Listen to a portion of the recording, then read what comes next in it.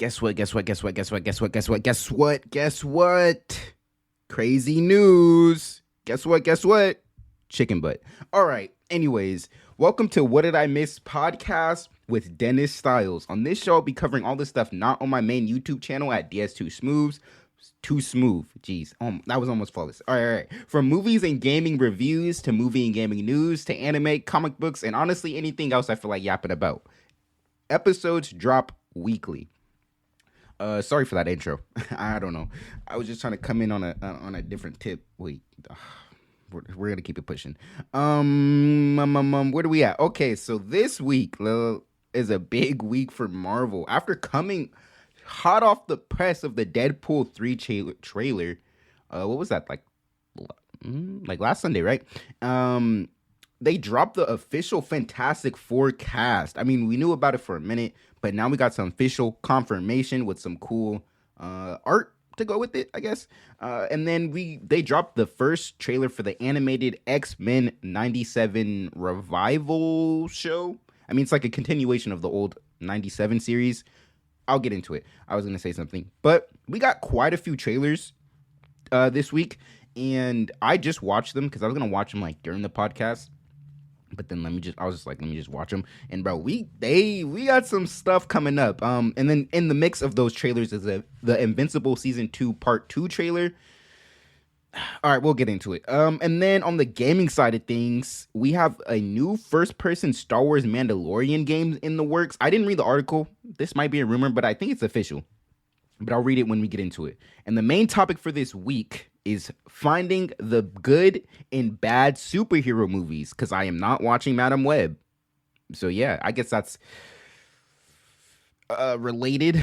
I guess we'll get into it. But there will be time codes below, so feel free to jump around to whatever part you want to, any piece of news or to the main topic. And I guess we'll just get into it. I said that like 3 times already, so let me stop saying that. So what did I miss? I don't think I really missed anything last week that I want to say, but something I do keep missing to mention, and if you watch this on YouTube, you probably noticed, because I think that's where it... All right, anyways. So, like, the cover, like, what am I trying to say? Like, the profile picture for my podcast, or the main cover, it's like, it just, says, what did I miss podcast, yada, yada, yada. But there's, like, a few spelling mistakes on there, and I know how to spell, I promise. I'm just, like, kind of shit at spelling, no cap. So, my brother pointed that out. And so, yeah, I just want to mention that. And, well, the thing is, I haven't changed it yet, because on, what's it called? The podcast, like, hosting... not app, but thing I go through, it's a Buzzsprout, and they give you like, what is it called? It's like, I was gonna say Carvana. No, it's what is it called?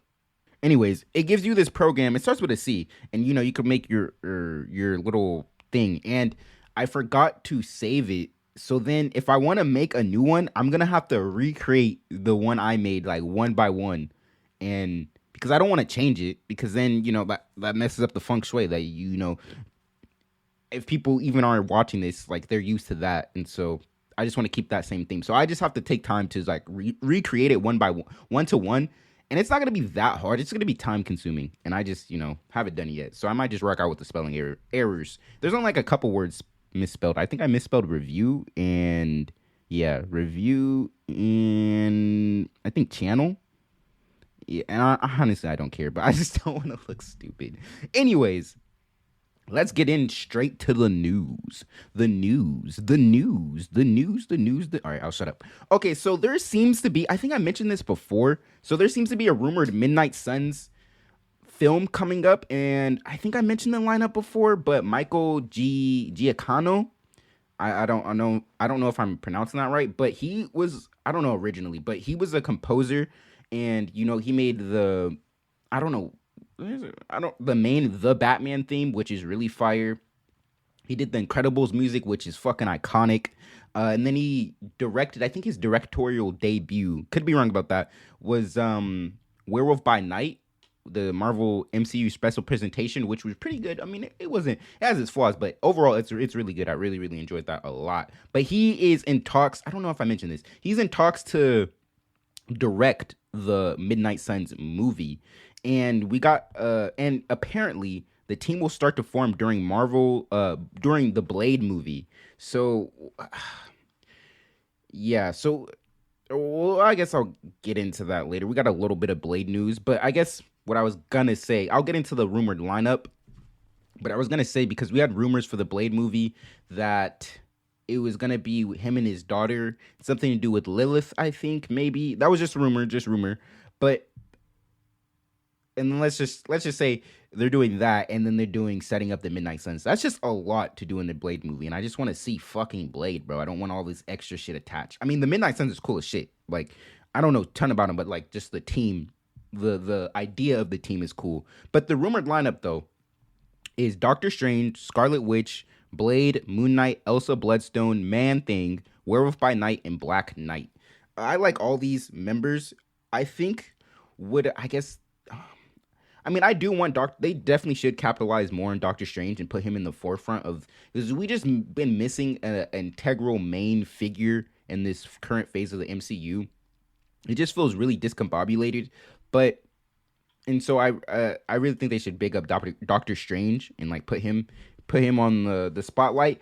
But what was that character? It's like something voodoo. It's like he's like is like a black. So hold on, let's see. I know he's like a sorcerer supreme, maybe voodoo. Marvel. No. This Jericho Drum. I don't know anything about him. Doctor Voodoo. That's what it was. That's his name. Yeah. So I think he's a sorcerer supreme at one point or something like that. But that would have been, I feel like, kind of more fitting because I think more fitting for the Midnight Suns lineup. Of course, it will definitely work with Doctor Strange, like, his magic, all the shits. But it's just, new character. And he's more, like, I guess, supernatural-esque. Like, Doctor Strange is supernatural, but he's, like, overall magic. I don't know a bunch about Dr. Voodoo, but I just thought it would be cool to see him. But I really like this lineup. I really want to see Man-Thing back. He's great. I, really liked his dynamic with Werewolf by Night. Is his name like Jack something? Blanking on his name a little bit. And then I guess it's been super heavily rumored that Scarlet Witch is gonna come back at one point, whether that's like a different version or whatever the case.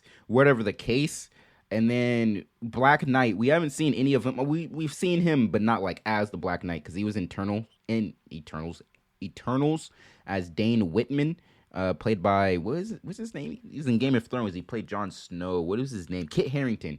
There we go. So yeah, I want to see his whole deal with his sword, because his sword's like, it's this. Don't quote me on that. Could be wrong, but I'm pretty sure it's like when you draw the blade, like when you pull it out, it's like little, I guess, like encasing and unsheath it. You have to kill someone with it. And so yeah, it's, I don't know, like the like negatives. What am I trying to say? Like, I don't know what happens if you don't kill someone. Maybe like drains your life force or some shit. I'm not sure. I don't feel like looking that up. But yeah, I'm interested in this lineup. And so the thing is, it's like, it seems, you'll get more of this as I go through the news, but it seems like Marvel is trying to focus on these different like teams, and I'm all for it, because you got the Thunderbolts coming up. You have this rumored lineup coming up, Midnight Suns. We could be getting the Heroes for Hire with like Danny Rand and Luke Cage. And it's like, we're getting the Fantastic Four, we're getting the X-Men.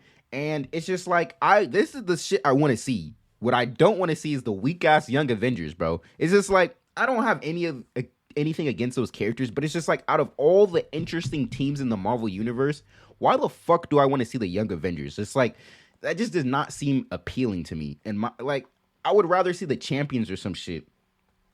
And I'm not even saying I don't want to see the Young Avengers at all, but like a whole project dedicated to them. Like, I just feel like you could just use your time and resources building something like more worthwhile up. But that being said, like, anything could be good, but it's just like, I don't know, bro. It's just, you got all this other interesting shit. Like, why are we wasting time with the Young Avengers, bro? Like, it doesn't make sense to me. Anyways, next piece of news. Kevin Feige is reportedly considering having Deadpool and Wolverine in Avengers Kang Dynasty. Originally, hold on. I'll finish this. Originally, the plan was to only have them in Avengers Secret Wars, but plans changed due to him being very impressed with Deadpool and Wolverine. That's from Daniel Richmond. Let me see where that last piece of news from.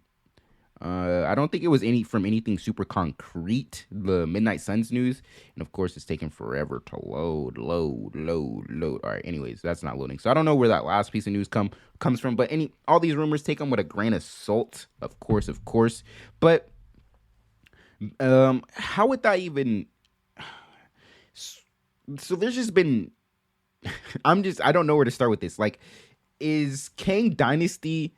Like, there's been rumors like there's going to be multiple teams, like different teams fighting Kangs, kind of like, the Infinity War. Like, you had the Tony's team and shit, and Doctor Strange in space, and then you had the people on the ground on the Earth-based team, who was like Vision, and Vision was hurt, but Falcon and War Machine, and all those guys and stuff, and then you had the like Star-Lord and his crew. So I feel like there's been rumors that there's going to be multiple different teams fighting different groups of Kang.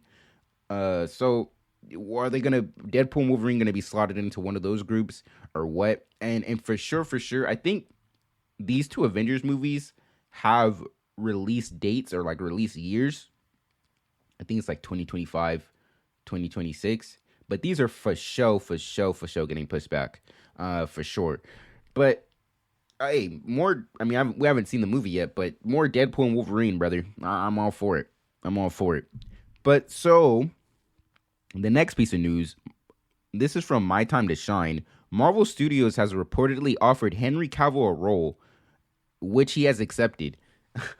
This is really okay. So originally, I think Henry Cavill came out and he said the only role he would want to do for the MCU, like Marvel, is Captain Britain, which I think is a fire pick. I don't know a bunch about Captain Britain, but I like Henry Cavill as an actor for the most part. I just need to see him in more things that like have more range, but the stuff that he does, I think he does do a good job in. But who else could he play though? Okay, hold on. Before I get to that, it's really funny how if they do get Henry Cavill, will that like bring the Snyder like fanboys over to Marvel and like, oh my, like, big up Henry, bro? I don't even touch that bear. I'm not gonna lie to you. But who else could Henry Cavill play though? I heard some speculation about the Sentry. That would be cool. I feel like because it's another Superman-esque character, but I feel like with the Sentry, there's a lot more to play with, like emotionally. I'm not saying that Superman doesn't have any depth or anything to him, but there's just a lot going on with the Sentry's like mine. Like he has some mental health issues and stuff, and stuff like that. So I feel like there's a lot to, lack for a better wording, a lot to play with there. But honestly, like any role Henry Cavill's in, I would like to see him in something that like isn't super stoic or something like that, like like how I've seen him in like Superman or Geralt from The Witcher. But yeah, I feel like overall though it's a good get. In the next piece of news though, some Blade news. So this is from the Insider. Blade could be delayed to 2026. Mahershala Ali is reportedly happy with the where the script for the film is going. So yeah, I'm gonna get into it. There's some Spider-Man Blender news, but you'll get what I mean. But the Blade movie was in the fucking blender, bro. Like it was churning through directors, like multiple directors, writers. Mahershala Ali was about to rumored to leave the project because they weren't getting their shit together. I think one of like, this could be a rumor, but one of like the scripts had like him barely in the movie and it was like focused on, he's like kind of a background character. Yeah, it was messy. It was messy. But I guess I'll get to the more Fantastic Four news, but I guess because I think Blade had a 2025 release date, and I think Fantastic Four is taking that, and so maybe they're trying to give more time for Blade to cook, so that's good. And I if this is true that Mahershala Ali is happy with the script, that's great news because I mean he's getting up there in age. Not like he's super old, but brother, like if we want him to be in the MCU for like a good chunk of time, we're gonna have to get the ball rolling, you know. And so I'm supposedly I'm glad that they are getting through that. Okay, so this next piece of news, it's not like really news, but it's been so the Thunderbolts might be a fucking sleeper hit, but so I still am kind of unimpressed with it. I'll get into it. So the lineup of characters I'm not super impressed with. Like it's kind of redundant of like, you know, on powers and stuff. Let me Thunderbolts.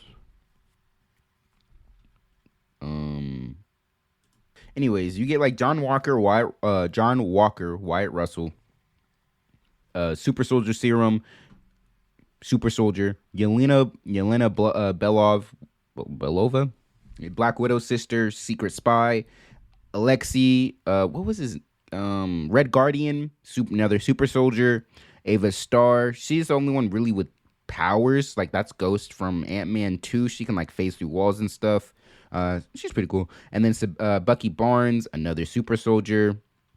Antonia Dreykov, I think that's Taskmaster in the MCU, another spy, and then Ava Star Ghost is another spy. So the team is like very redundant, but I like the actors and the characters that are on the team, and I feel like they could. I said this before, but I don't know if I said it on here, but I've thought this before, but they could have some really interesting and fun interactions, but just like the power set of the team is just not super interesting.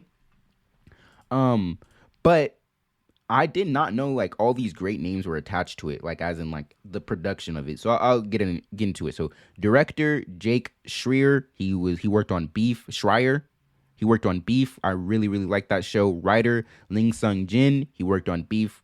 Again, really liked it. And this is DOP Andrew Droz Palermo. The Green Knight. I gotta rewatch that. The Green Knight was a sleeper hit in my opinion. But what does DOP mean? It's like it has capital D, lowercase O, and then uppercase P. I don't know what that means. DOP.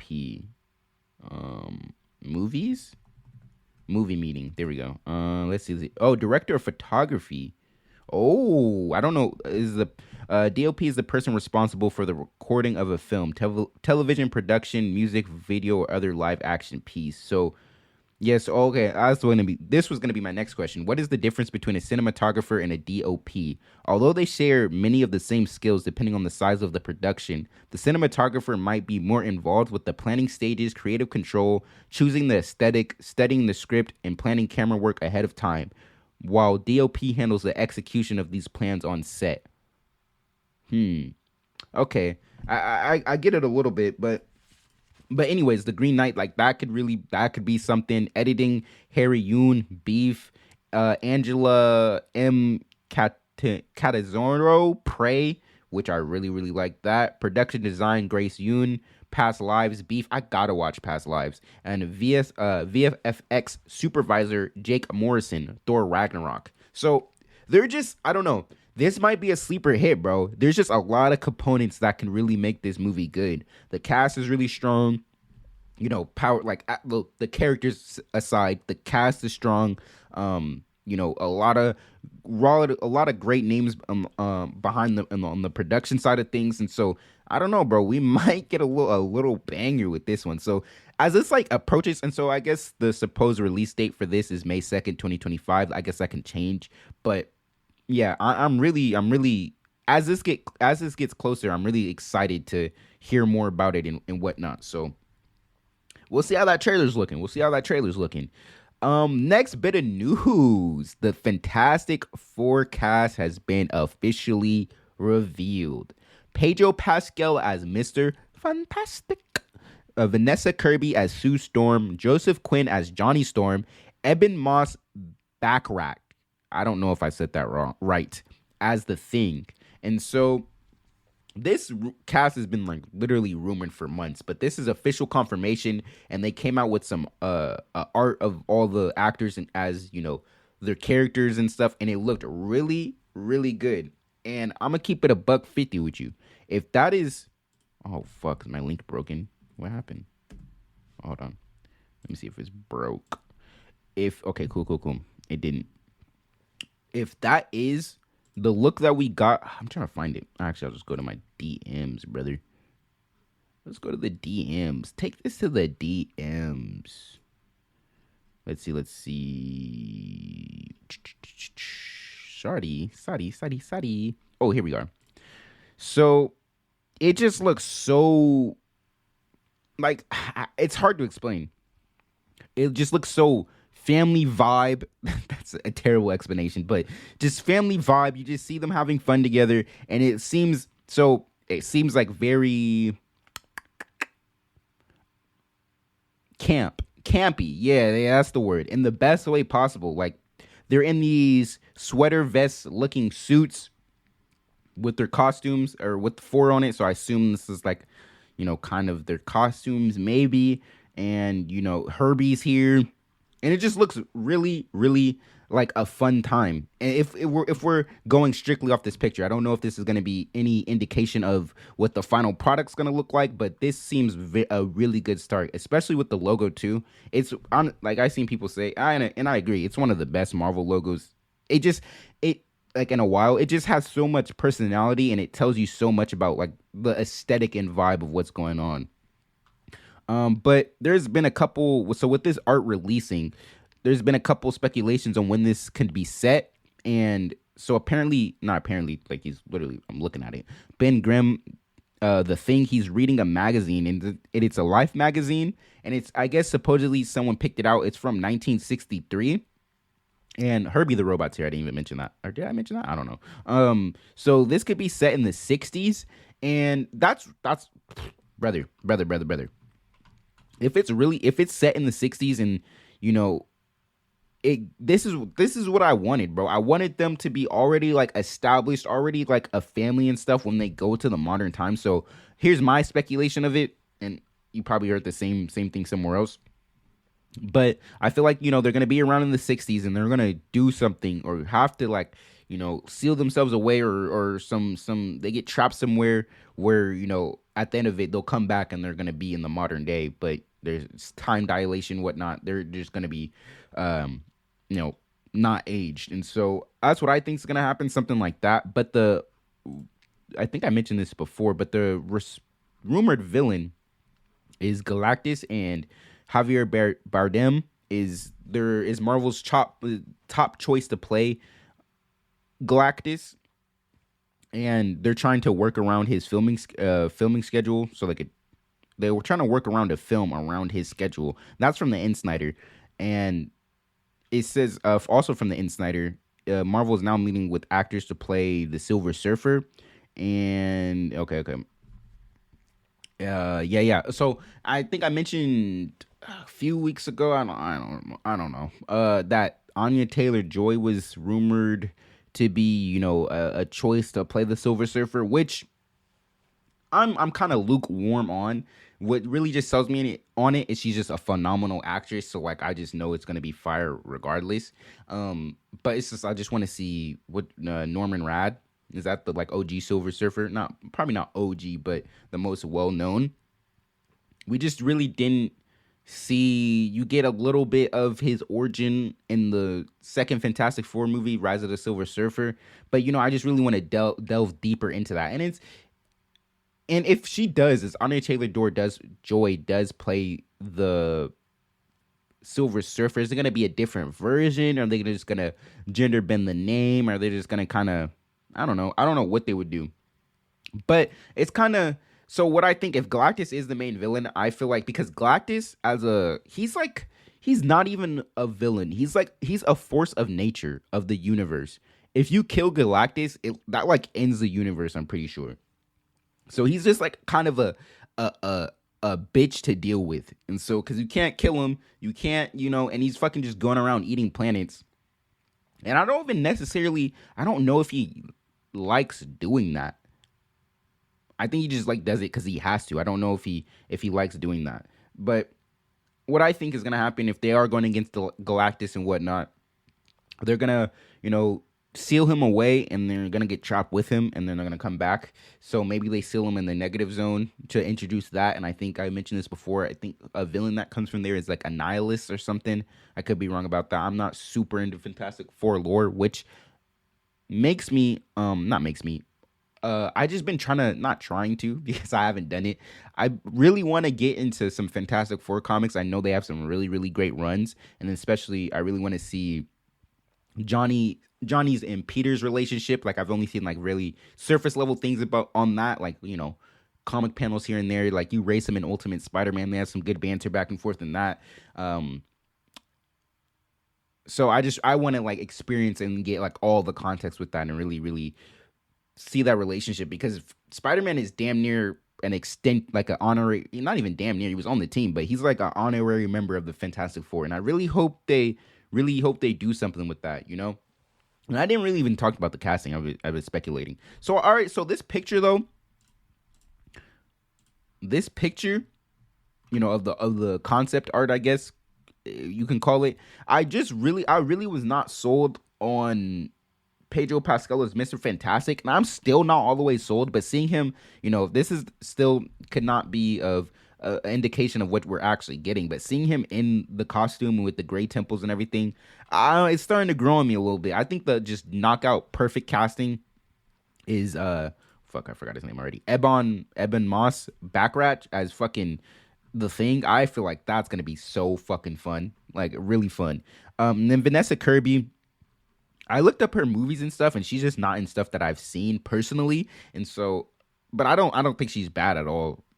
I think she like looks wise really fits Sue Storm, so that's I have no fuss about that. But the Johnny Storm casting, Joseph Quinn, has really got some people up in arms, bro. Like people are pissed about that, and I don't know why. Like, and I tried to like look into it. Like I was like, did he do some like weird shit or like, is that why people are hating on him? Like, people were just being fucking mean about him being cast as Johnny Storm.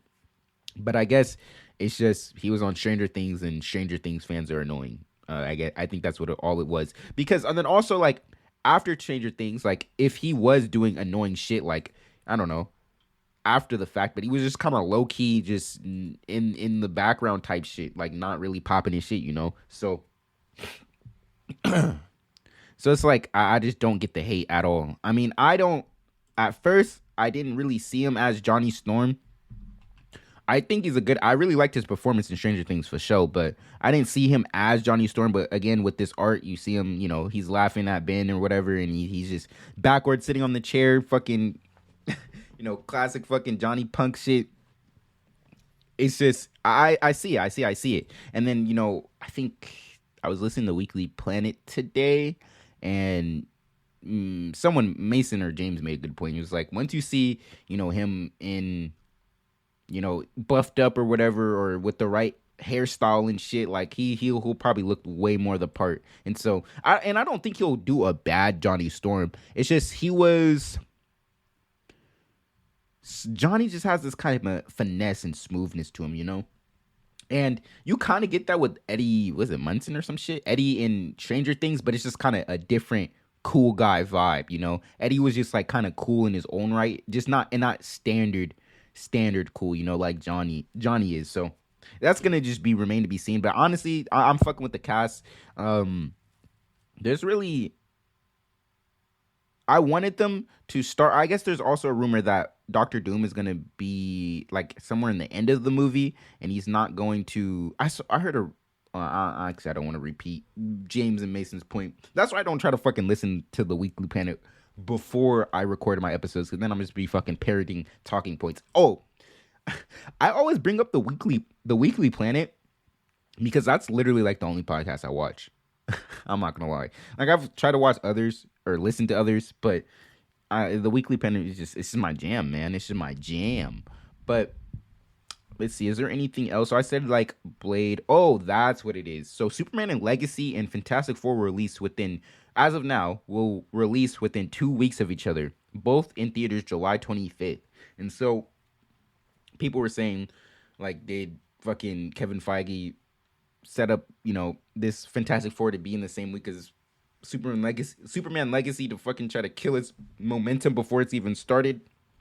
I don't know, but I really want both these movies to be really great. So, and I think there's been rumors that Superman Legacy might switch release dates. I know it's releasing July 11th. Actually, I said I know somewhere. I think it's July 11th, but the date it's releasing on is, I guess, like James Gunn's dad's birthday, something like that. Whatever the case, it's like it's a significant date for him. So I really don't see Superman Legacy moving. If you know, if not, if but if what's it called? The Fantastic Four takes Blade's November release date, so we could see that change up. But yeah, I mean, I'm gonna go see both these movies regardless. But not everyone can see just like movies back to back like that. But it just yeah, it would suck if one of these movies killed the other because I really want to see these movies do great, very badly. Like I'm really anticipating Superman Legacy and the Fantastic Four. Bro, they're I need to get up I need to get up with them on the comics, but like just the animated. There was an old animated show that was really good. I liked. It had like She-Hulk in it and stuff. It had Spider-Man in it. I honestly don't remember, but and then you get the original, not original, but the 2000s movies with Chris Evans and stuff. I really really like those growing up, and I still like them now. They're not the greatest movies ever, but they're very very enjoyable to me, and quite a few people think that they're fucking classics to me. Hey man, but yeah. I'm very excited for the Fantastic Four, and I really hope it just hits those family like campiness vibes. Like, don't try to like MCUify it, quote unquote. It's just, bro, just let them rock out, bro. Let them be corny. Let them, have jovial vibes to them. But shit hits the fan. But also, speaking of like Galactus and Silver Surfer being the antagonists, I really want them to start out small and build to that and build to like something with Galactus, but there's probably no time for that. Keep it a buck 50 with you. So like start with like someone like Mole Man or that's like the only fucking Fantastic Four villain I know. But yeah, started with something like smaller, low key and stuff. But maybe I mean that's not to say like he won't, a smaller villain won't be in the movie or something. Maybe that's like they're already established and they deal with Mo Man like super early on in the film. That would be cool. Still you still get that, and then the bigger threat is Galactus and stuff. So we will see. We will see. Oh, man, this these rumors very, very disappointing. Tom Holland, Kevin Feige, and Sony are apparently still figuring out if Spider-Man 4 will be a street level story or a multiverse story. This is from Daniel Richman, and then continuing with these with some rumors from Daniel Richman. Spider-Man 4 is still being written, and it looks like it will release before Avengers 5, so it can be used as a direct setup for the new Avengers films. And then this is from Can We Get Some Toast? Kevin Feige is reportedly spread too thin and cannot work on Spider-Man 4 fast enough to release it in 2025. Sony still wants the film to release in 2025.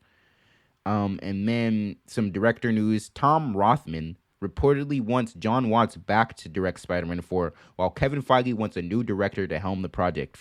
That's from Daniel Richman. Okay, so that was a lot, bro.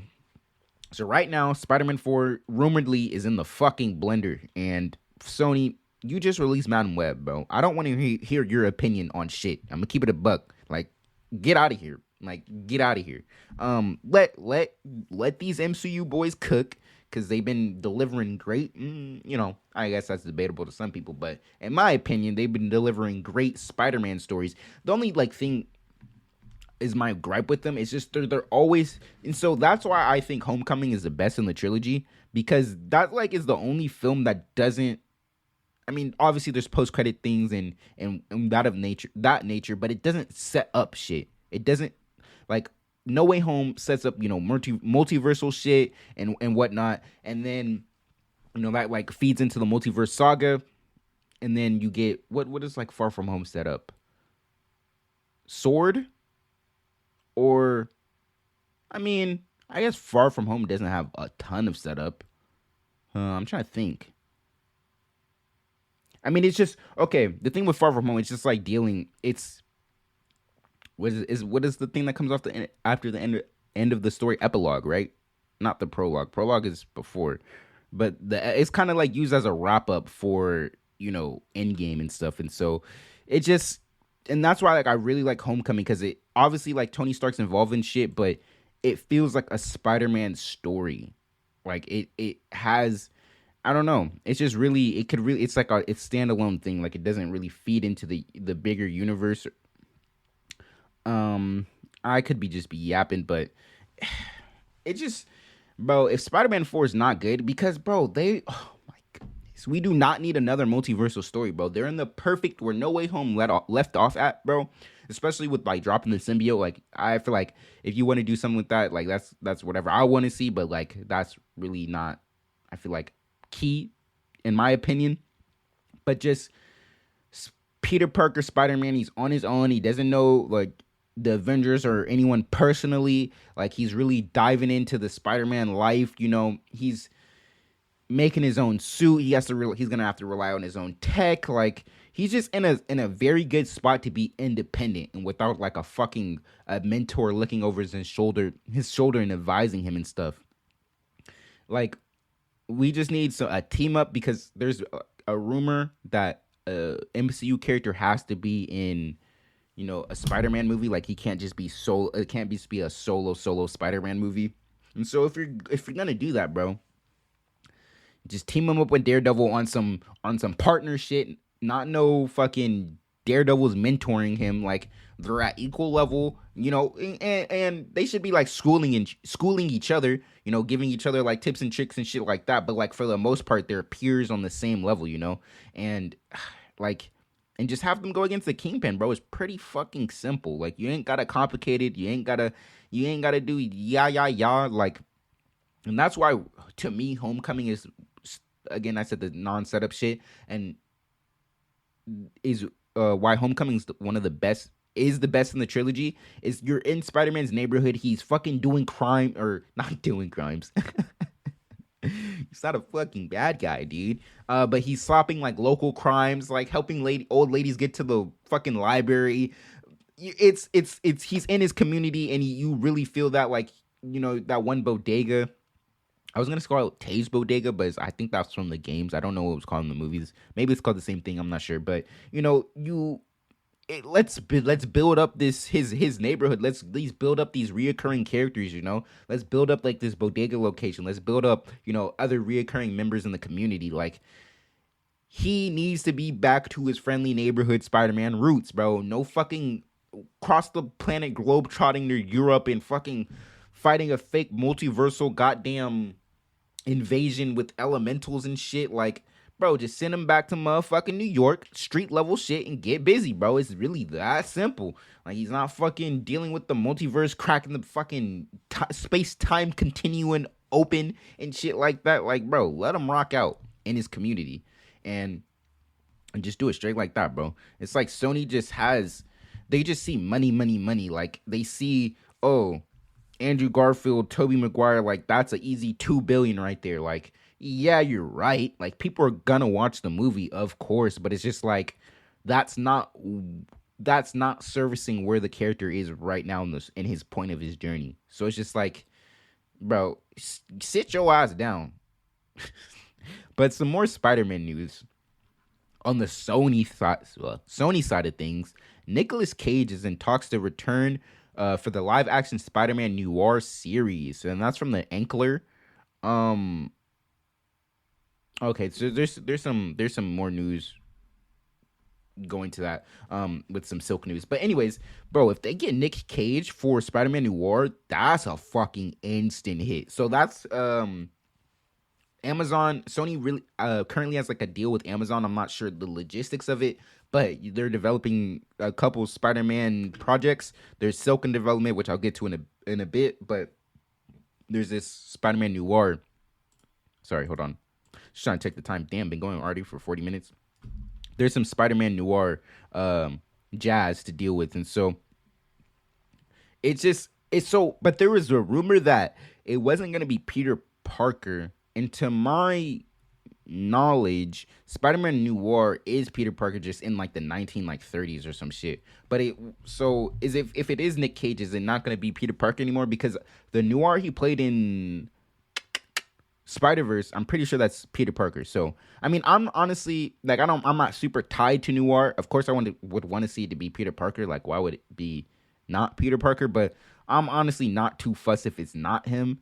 To be honest, as long as the story's good, I'm not gonna lie. So again, with this deal that Sony has with Amazon, apparently the writers' room, and this is from the Ankler as well. This was in the same article. The writers' room for the Silk series has been scrapped, except for showrunner Angela Kang. The show will have a creative overhaul and refocus to a more male-skewing audience. What the fuck does that mean, brother? So I was like, what does that mean? But then I saw a really good point on Twitter. This is from Hates Place Struggler or something. I don't care. But so in the comics, Peter in Silk. So Silk, if you don't know who Silk is, so the spider that bit Peter Parker didn't like die right away. It went off somewhere else and it bit Silk, aka Cindy Moon. And I think like some other stuff happened. She was like locked away. I forget the reasons. And so like she was like locked away like basically while Peter was going through his stuff, becoming Spider-Man and all the good stuff. But since like they got bit from the same spider, they had this early on in their like when her first appearances, she had like this Peter and her had this weird chemical pheromone attraction to each other. So basically, if they were in each other's vicinity, they would just want to fuck. And so it's like, and I guess I'm not like too like super familiar with Cindy like after this after that stuff. But I guess like that was later like retcon to not be a thing anymore. And so people are like speculating, okay, they're gonna go with this fucking weird ass like pheromone type deal. And I get like in the article when I was reading, it was like saying like Amazon like had success with like, what does it mean like male skewing audience? Like, what does that like? I'm just like, what does that mean? Does that mean like ass and titties everywhere? Like more action? Like, what does that mean? I don't know, bro. So I'm excited for the Spider-Man Noir, but the Silk series that it seemed to that's gonna need some convincing a little bit. I mean, I'll still depending how it's looking, I'll check it out. Yeah, but the next piece of news I just put Madam Web is not doing so great. I really don't want to kick this movie while it's down. Like everyone knows it's bad. Chris Stuckman, I didn't watch the video, but I saw like on Twitter, he instead of like critiquing the movie, he critiqued the studio Sony for churning this out in like the way that like that could happen and you get something like Madam Web. And the writer on Madam Web, he did like Morbius, he did a lot of like bad stuff that like was not well received. And it's like, and then the question pops up, how the fuck does Buddy still keep getting jobs if he's like all the stuff he has is fucking hated, and it's simple. It's because he does he does exactly what the studio says. Like when you get writers of a certain level, and I'm really not trying to diss Buddy, but once you get writers or creatives in general on a certain level, they have more room to push back on what the studio says. And if you're just kind of going with the flow of things, you're gonna get a corporate shell of a movie. You're not gonna get real like passion and shit, because the corporate, they're just gonna want you to check off the corporate check boxes, And so it's just like you have these studios enabling this type of stuff to be made, and you have like these people in the cogs and machines, and maybe Buddy's like actually great fucking writer, but he's just studio interference out the woo-wah.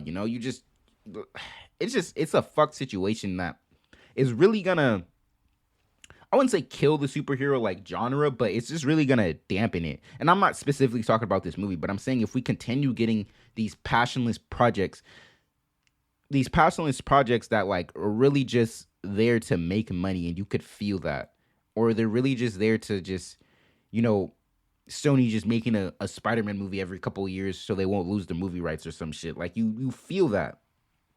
And so it's just like it's a shitty situation, man. What I was gonna say? I was gonna say something relating to that. I don't know. Anyways, on to the next thing. Sony Pictures Animation is reportedly working on some more Spider-Man animated movies. This is from Daniel Richman. I think last week I mentioned a Venom animated project in the works, like a R-rated Venom animated project, and so maybe this could be like a part of that. What's going on? I'm open. I just was talking shit about Sony, but when they get the right creative people involved, like you get great shit. You get the Spider-Verse movies, you get fucking the Raimi movies, like you get good shit. But it's just like the creator standpoint, they just can't be controlled by Sony because they don't know what the fuck they are doing. They don't know what the fuck they're talking about. It's just you got to get real creators, not real creators, but creators that have really strong passion for this type of stuff and that are able to push back against Sony, because that's the only thing you're gonna Sony doesn't give a shit about the Spider-Man IP and mythos, bro. They're just trying to make money. So I feel like that's clearly evident with the live action shit that they put out. Like there's just I don't want to get into it. I'm in too deep. Okay, next piece of news. This is from Daniel Richman as well. Amy Pascal apparently wants Kevin Feige involved in making a Miles Morales movie. Duh. See, she gets it.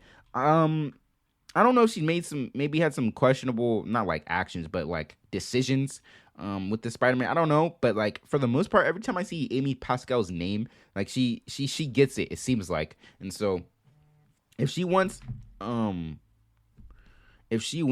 what's it called, Kevin Feige involved in the Miles Morales film, does that mean she like wants it to be tied into a part of the MCU? Because we know that there is a Miles Morales in the MCU somewhere, because we got Aaron Davis in Homecoming and he mentions he has a nephew.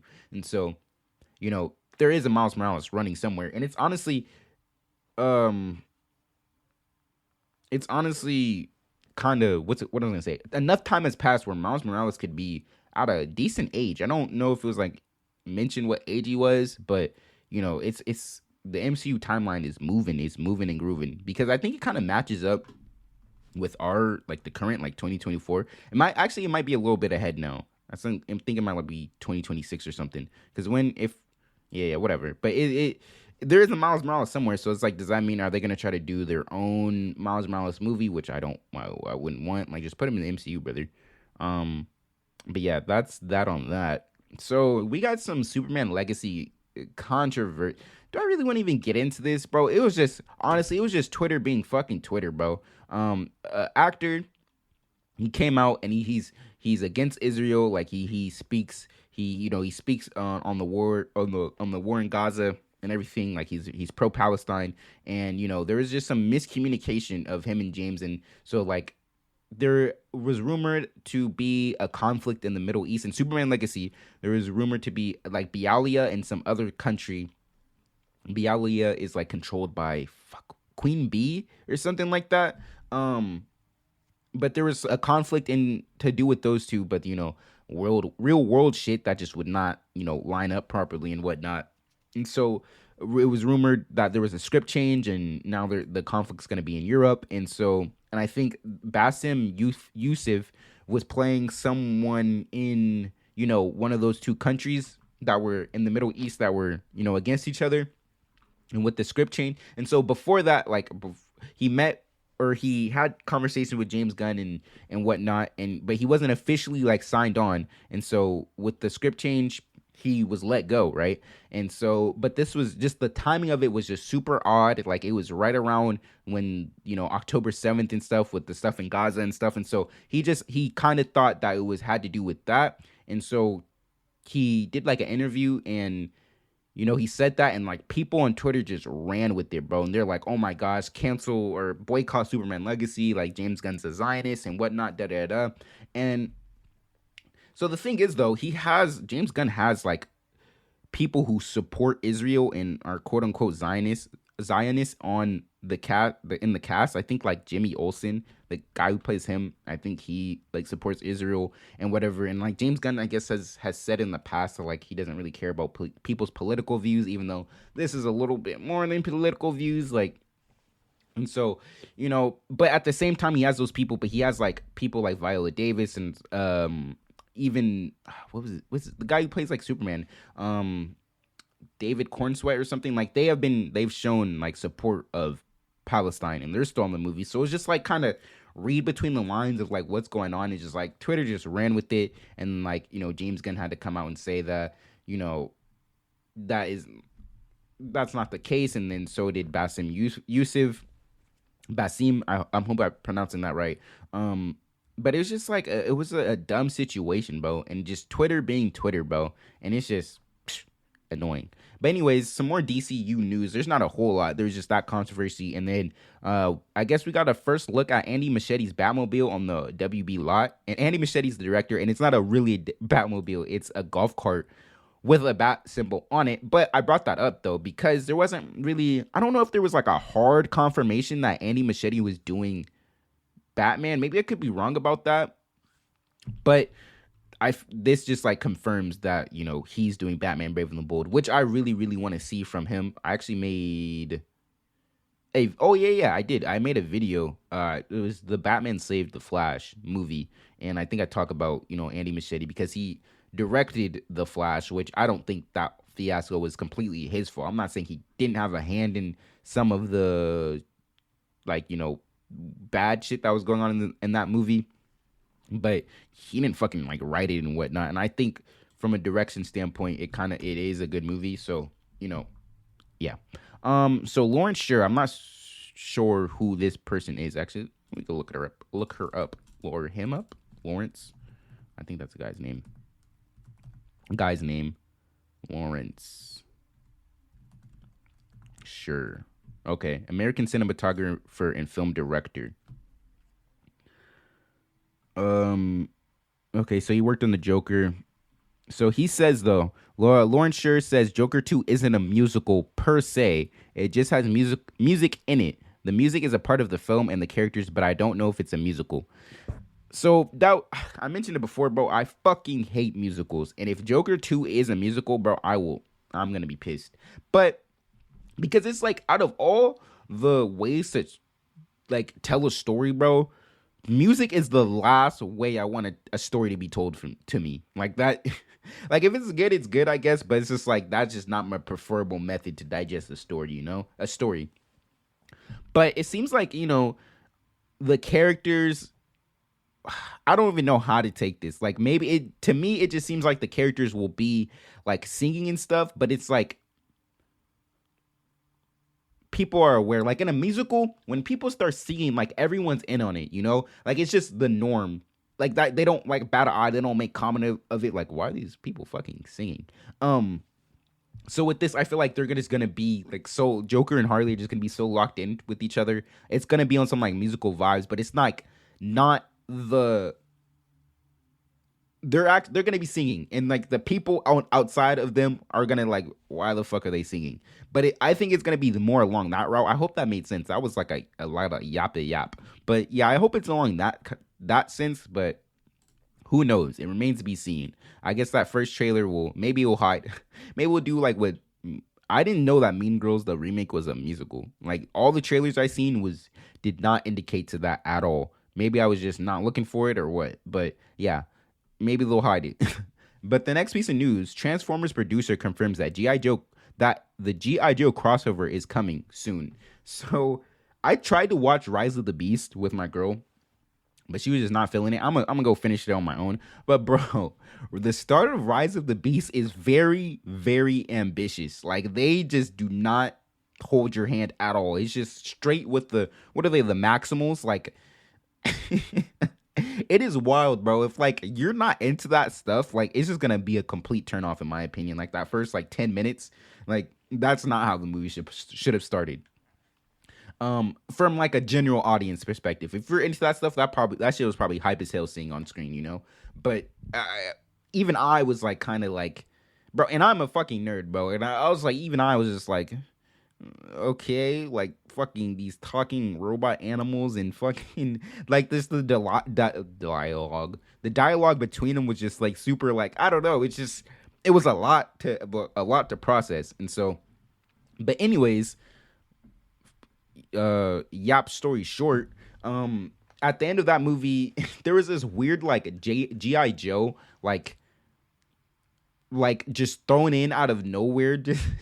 They're like in a warehouse or some shit. It was even like anything indicating that it was the GI Joe. That like no fucking like special like jets or anything, no like cool tanks or any recognizable members. It was just a fucking stock like a warehouse. It was just but there's just been crossover with GI Joe and Transformers for a while, and I mean, I wouldn't say I'm the biggest GI Joe fan, but I like the first like movie, live action movie, and then the second one is has some good stuff in it, like some good Storm Shadow and Snake Eyes stuff.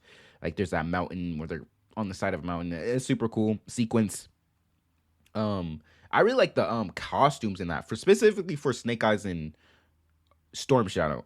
Those are my two favorite characters, Storm Shadow and fucking Snake Eyes. I mean, they're just ninjas. One's in white, one's in black. Like badass. Like there's really not much to say about that. But a Transformers GI Joe crossover, I'm definitely in for. But are they gonna like? Is this gonna be? It has to be. It's a new thing. So I was gonna say it's gonna be tied to the old GI Joe movies, but nah. But are they gonna do like Duke, like Snake Eyes, and those are only like two members I know. But and those and their other like star members, are they gonna do like the GI Joe like organization? You know, like is it gonna be just them? And this piece of news is from comicbook.com. Honestly, I did not read this article. I just kind of ran with it, but whatevs. Yeah, I mean it's not that long. Yeah, I'm not reading it.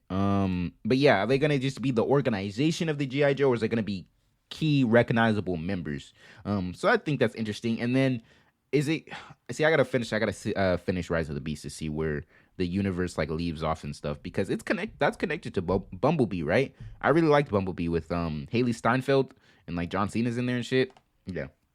But anyways, I've been yapping for 57 minutes. The next piece of news, Transformers.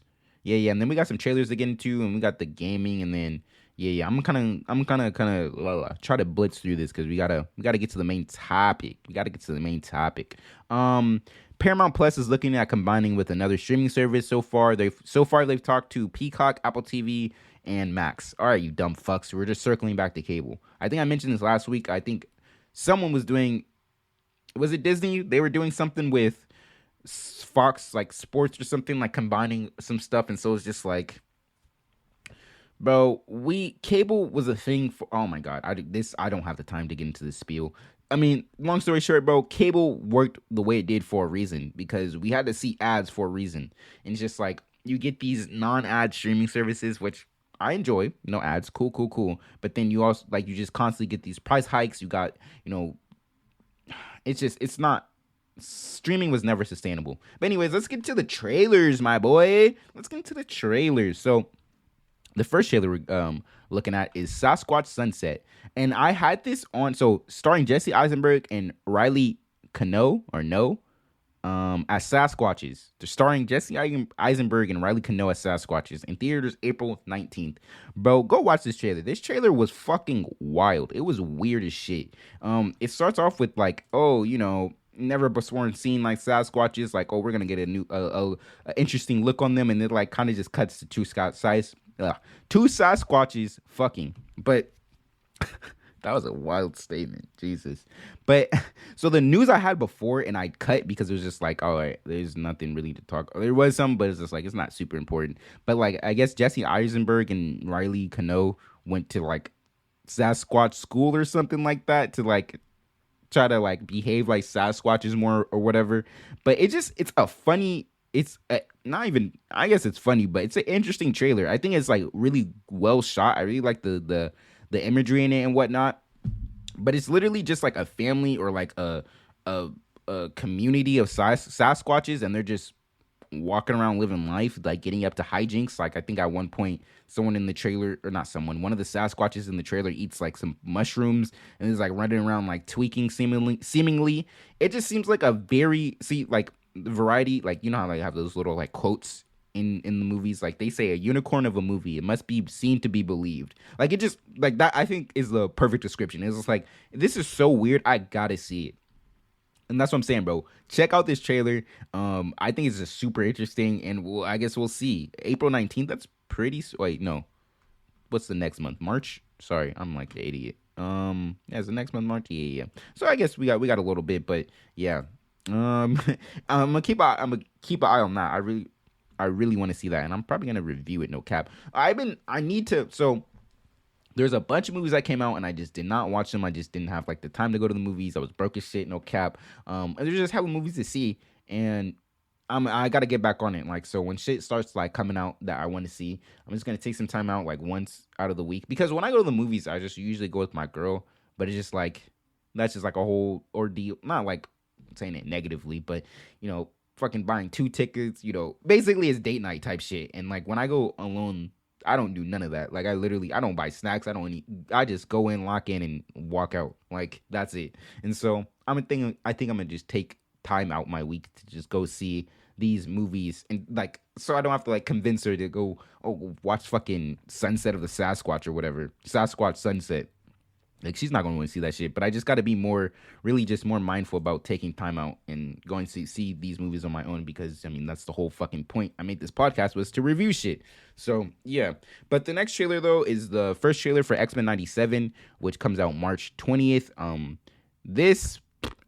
I was watching the original series, 97 series, and I was gonna make a video on it, and I just was like working on some other shit, so then I just put a pin in watching the series, and I was gonna come back to it, but I guess I gotta get on this before finish the original series before the new continuation comes out. But bro, so I think last week or maybe the week before, I said that there was a rumor that it was gonna be 3D animation from like a screenshot that people were passing around, and honestly, I can't tell. Like sometimes it looks 3D animation and sometimes it looks 2D, like hand drawn type deal.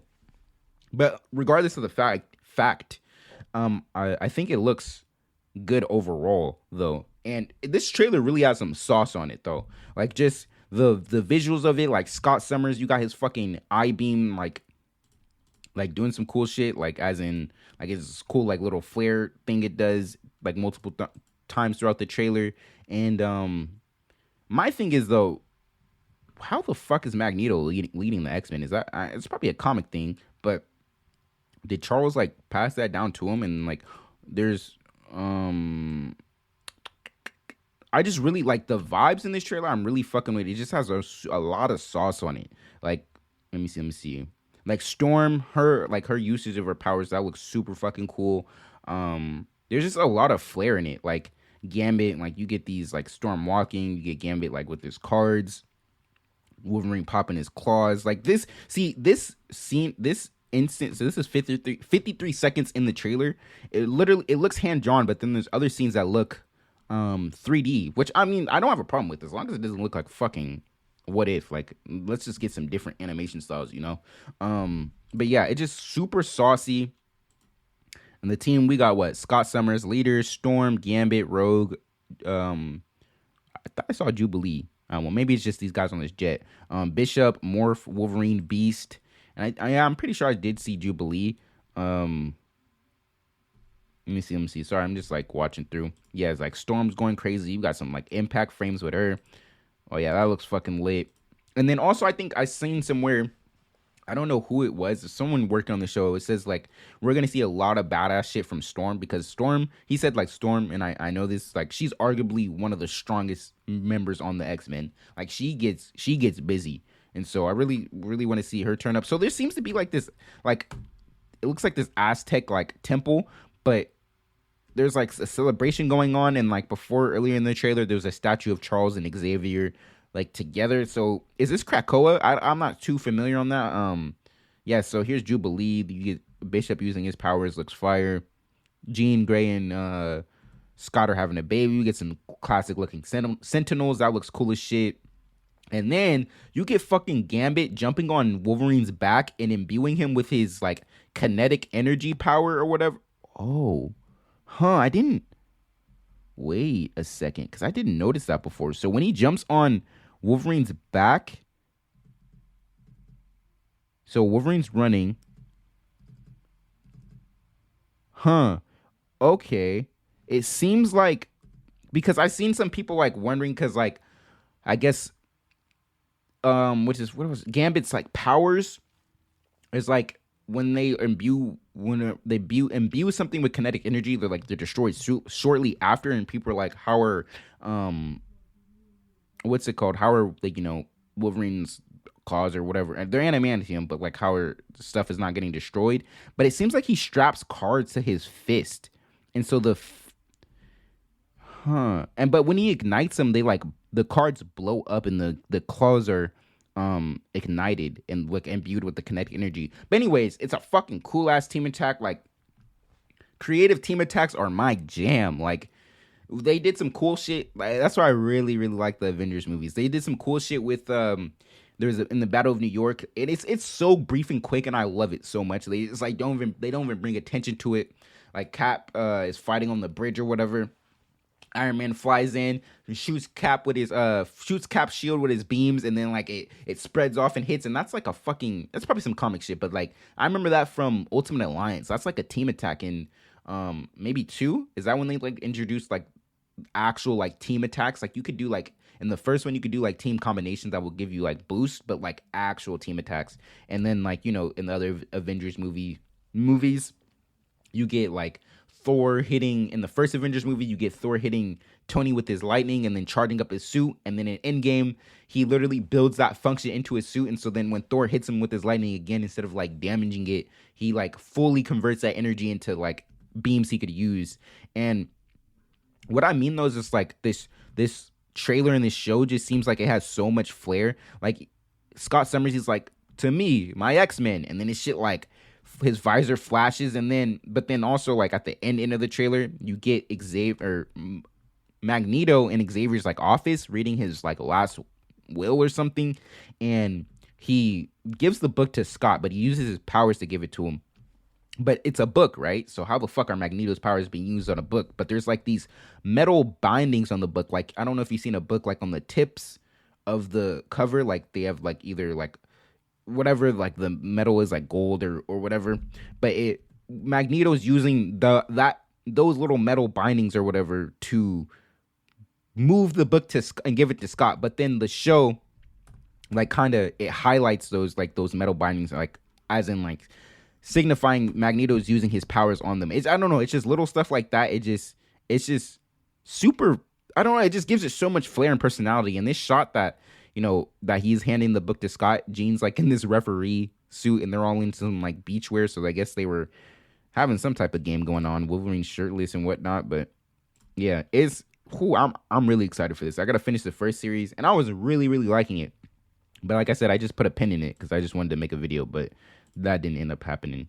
And there's some other references, like I think there's a newspaper that comes by like on the screen, and then it's published by Eddie Brock and Peter Parker or something. And I think the old 98 show of amazing, like there's a bunch of like animated Marvel shows that like were, I think the creators came out and said there was some continuity inconsistencies, but the creators came out and said that like they are pretty much all connected. So since this is coming back, are we, because I think Marvel and like Disney, they own the animation rights, so we can very well see maybe Spider-Man or Punish, like any of the Marvel characters. So that's cool if that's the route it goes, or maybe we get a whole nother revival of like how those how they had all those shows like going on around the same time. Maybe we get a redo of that, but more like connected and more like thoroughly planned out. And not to say those shows weren't planned out, but like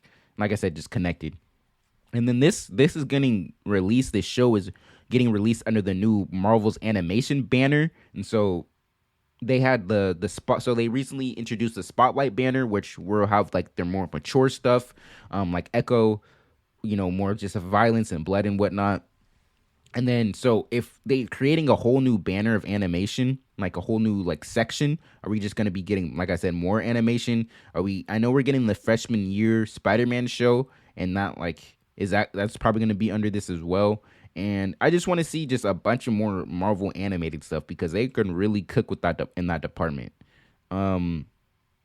But yeah, that's that on that. I just want to get through these trailers because there's some quite a bit of gaming news. But yeah, let's just keep it going. The trailer for Park Chan Wook's The Sympathizer, starring Hoa Zuande, Robert Downey Jr., and Sandra Oh, premieres April 14th on HBO.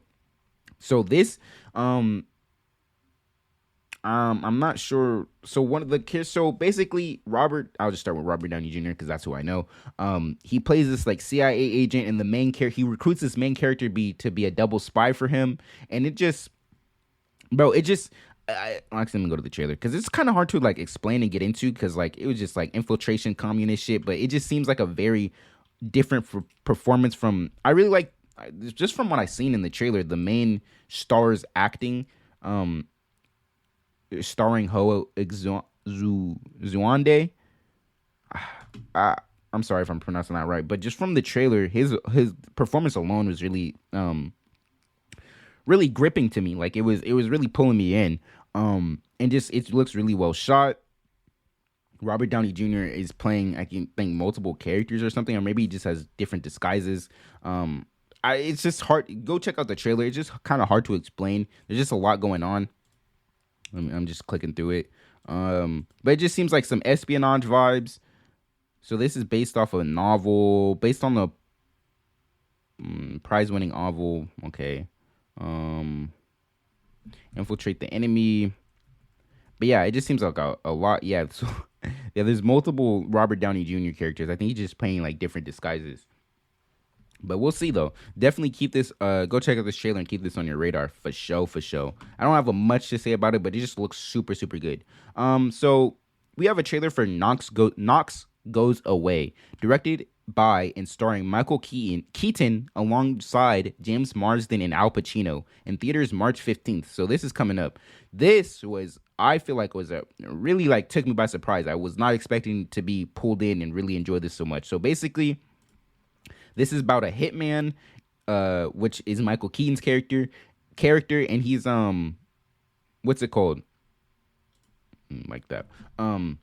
He's a hitman, but he has like this rare case of dementia, and so he's just like kind of going through it and like losing pieces of his mind, and then what is like the pulling in, not pulling in factor, but what's the main meat and potatoes of it? James Marsden character, he's the son of Michael Keaton, and he comes to him, I guess they're maybe estranged from each other, like they don't really fuck with each other, but he comes to his dad and he's just like, Dad, I killed a man and I need your help. Like he was harming my daughter and I killed him. And so he's just like, all right, I'll help him, but at the same time, it's just a lot going on. Like he's trying to help his son, he's slowly losing his mind. Like it looks really good. There's some really good people in it. Go check out this trailer.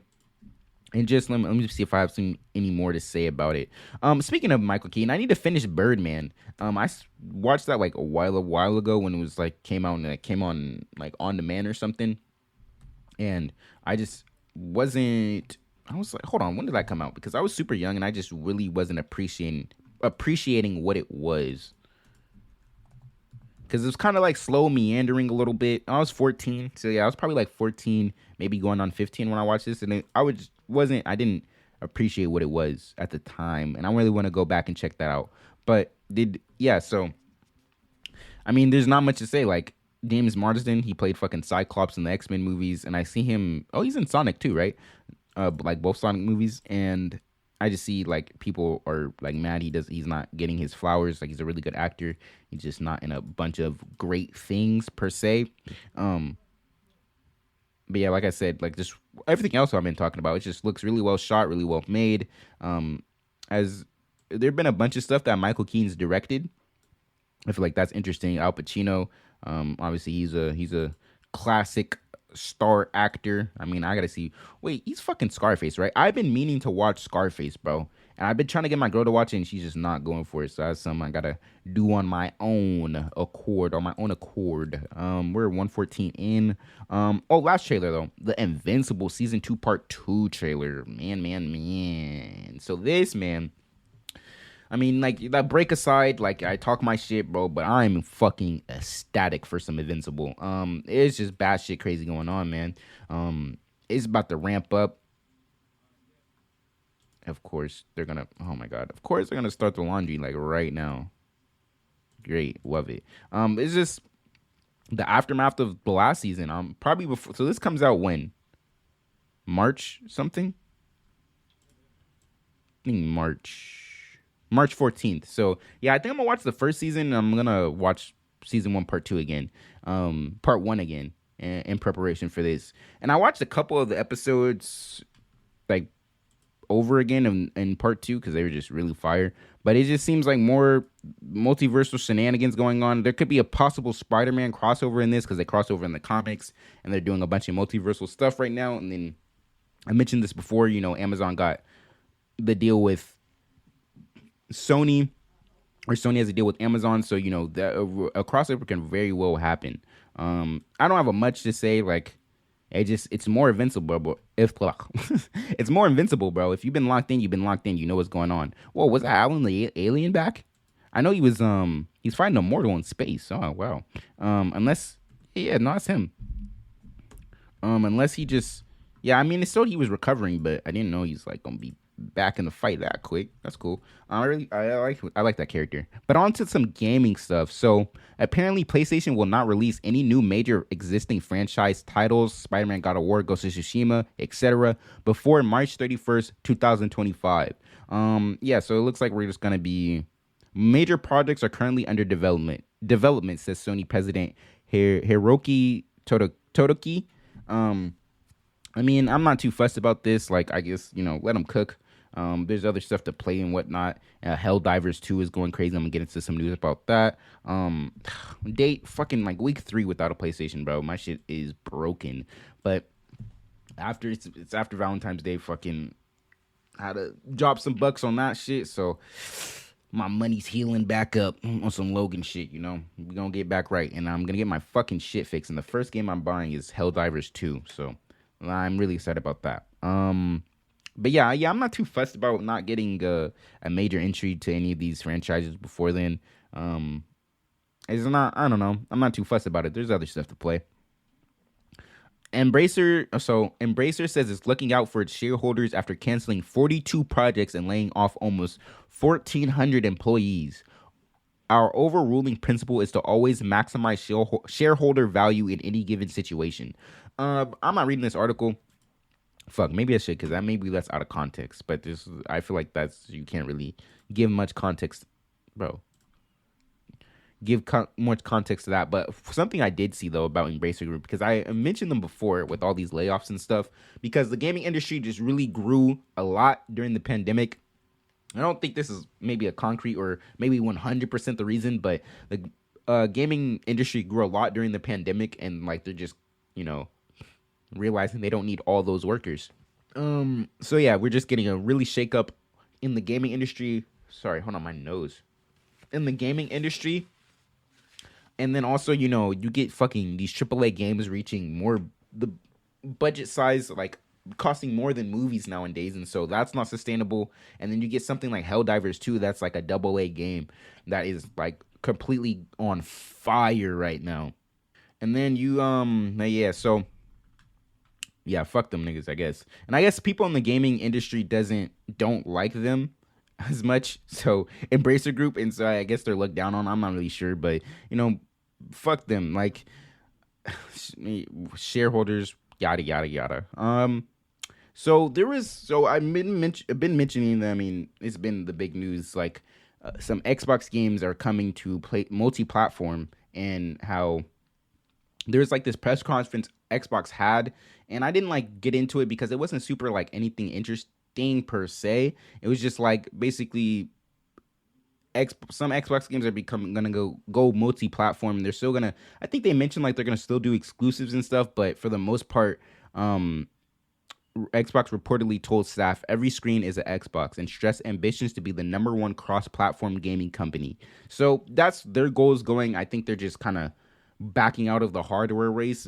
Not probably necessary. I should look more into it, but I mean, I don't care, bro. As long as we get as long as we get Blade on fucking PlayStation, bro. As long as we get Fable, bro, I'm locked in. But one of those games is coming is Hi-Fi Rush, and I'm really, really excited about that. I hope it's not just a port, and it's actually like has to do. They play with the adaptive triggers and whatnot, because those really, to me, like, it just adds to the immersion. It's not the most groundbreaking thing in the world, but it just adds to the immersion. I really, really enjoy them a lot. And then, with single player games, when it's online games like COD and you have the adaptive triggers on and there's tension when you pull the trigger, I don't like that. I need that quick response time. And so with multiplayer games, I turn it off. But it really, really adds to the immersion with the single player games. But onto some Helldivers 2 news. Arrowhead Games is expanding its team thanks to the success. I can't speak right now. Peter Piper picked a pack of pickled peppers. Peter Piper picked a pack of pickled peppers. Peter Piper picked a pack of pickled peppers. All right, we're good. Arrowhead Games is. All right, I think we're good. Arrowhead Games is expanding its team thanks to its success of Helldivers 2. The new hires will help accelerate its plans for future content updates. Some more Helldivers news. Helldivers 2 has passed Destiny 2's all-time peak concurrent players count and rising, now in the top 30 CCU of all time on Steam. I don't know what CCU is. But bro, it's like Helldivers 2. Bro, please watch gameplay on Helldivers, bro. This is when PlayStation is fixed, bro. This is the first game I am buying. No cap. It looks super super fun, bro. So I think the head of Xbox or someone, Phil Spencer, is dissatisfied with Helldivers 2 not being released on Xbox consoles. When I look at Helldivers 2, this is from him. I am pleased with its success on PC and PlayStation, and congratulate the development team. But I wonder who in the gaming industry benefits from the game not being released on Xbox. This is and then I think this was from the tweet. This is a little bit hypocritical from the guy who bought ABK and Bethesda and then made fucking Starfield, the next Bethesda game. What's it called? Xbox exclusive. But I mean, that's not the same scenario because that's a single player game. But then you also have like fucking Halo and shit. Like that was goddamn on PC and Xbox for hella long. It's just like once you back out the race, why is he saying this shit type of now?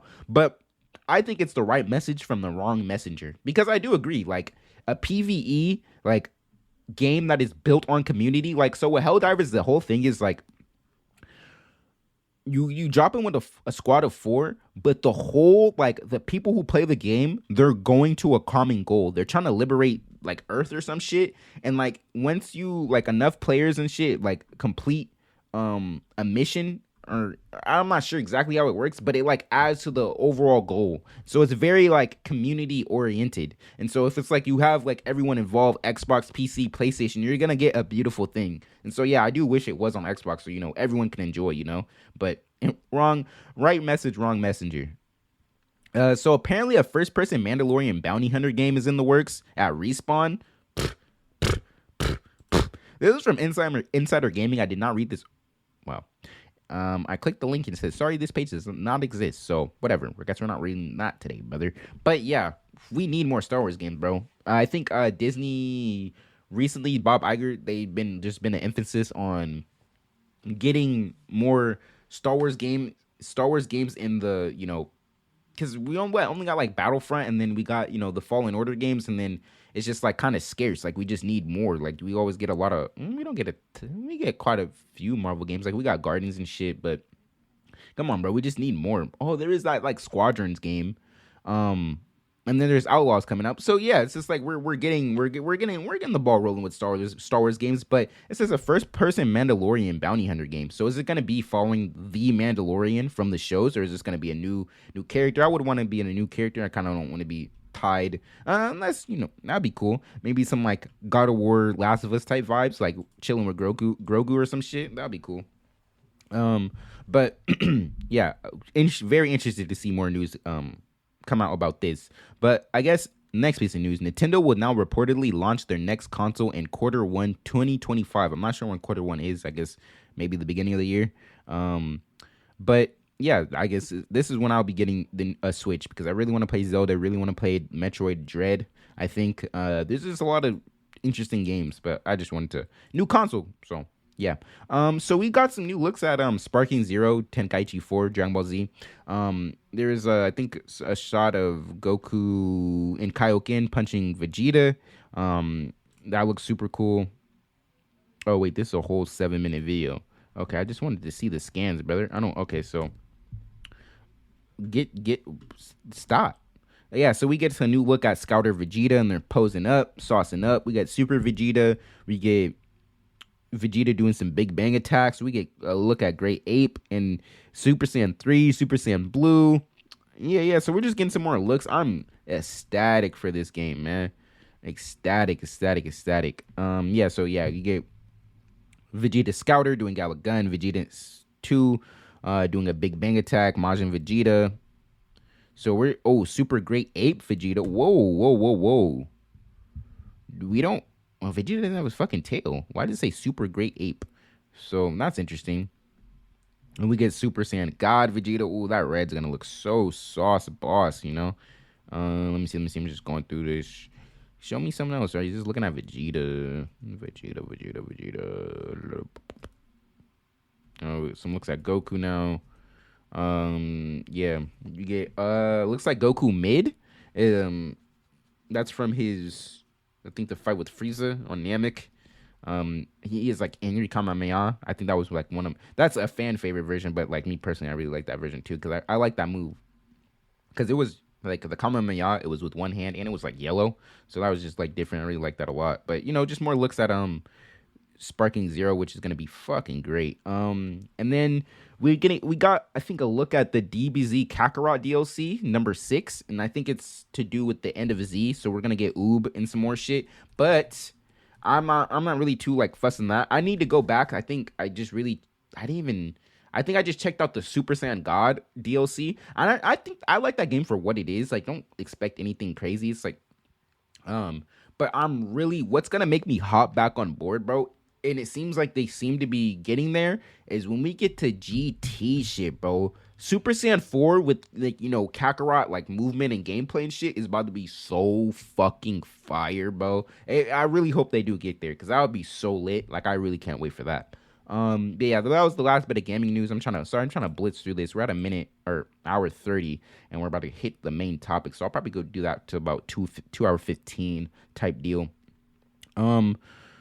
Marvel, just so you know, whatever. But some comic news: Marvel and DC are reteaming to republish their greatest team up comics print for the first time in decades. So I don't think so. There's something like the amalgamation comics where they merged characters together. Like Superman was merged with Captain America, and it was let me look it up. I one that stuck in my head, and I thought it was like fake, and it's just something I imagined for the longish. Hold on. Was Batman mixed with Wolverine? Sorry. Amalgam Comics? Is this what it was? Yeah, Batman like mixed with Wolverine, and what was his name? I don't know. He just looked badass. Okay, so you have Amazon, an amalgam of Storm and Wonder Woman. They don't have their fucking.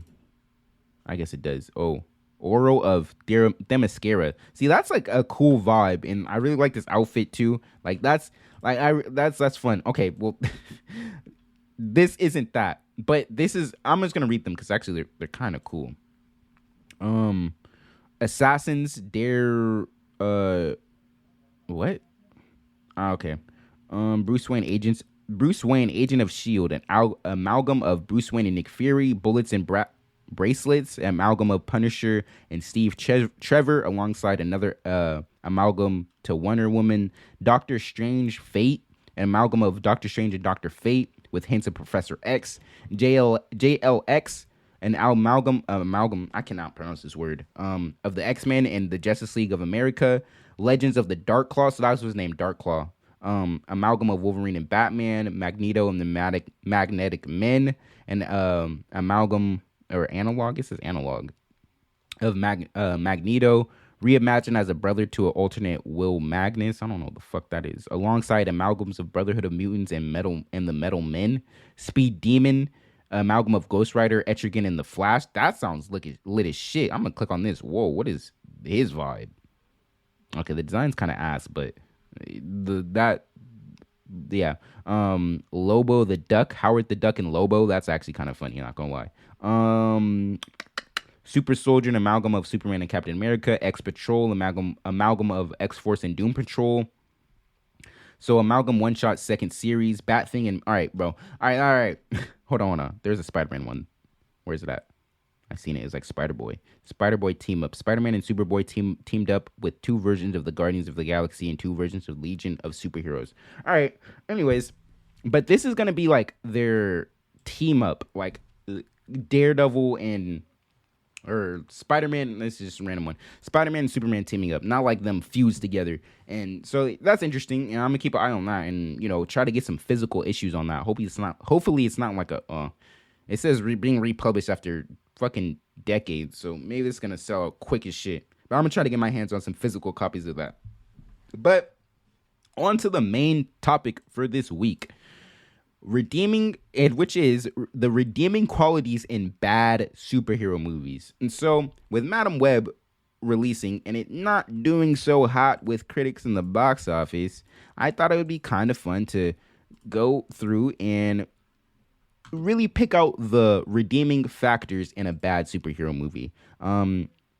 For example, so right now, so this list is in order, and I'm gonna sorted by IMDb rating.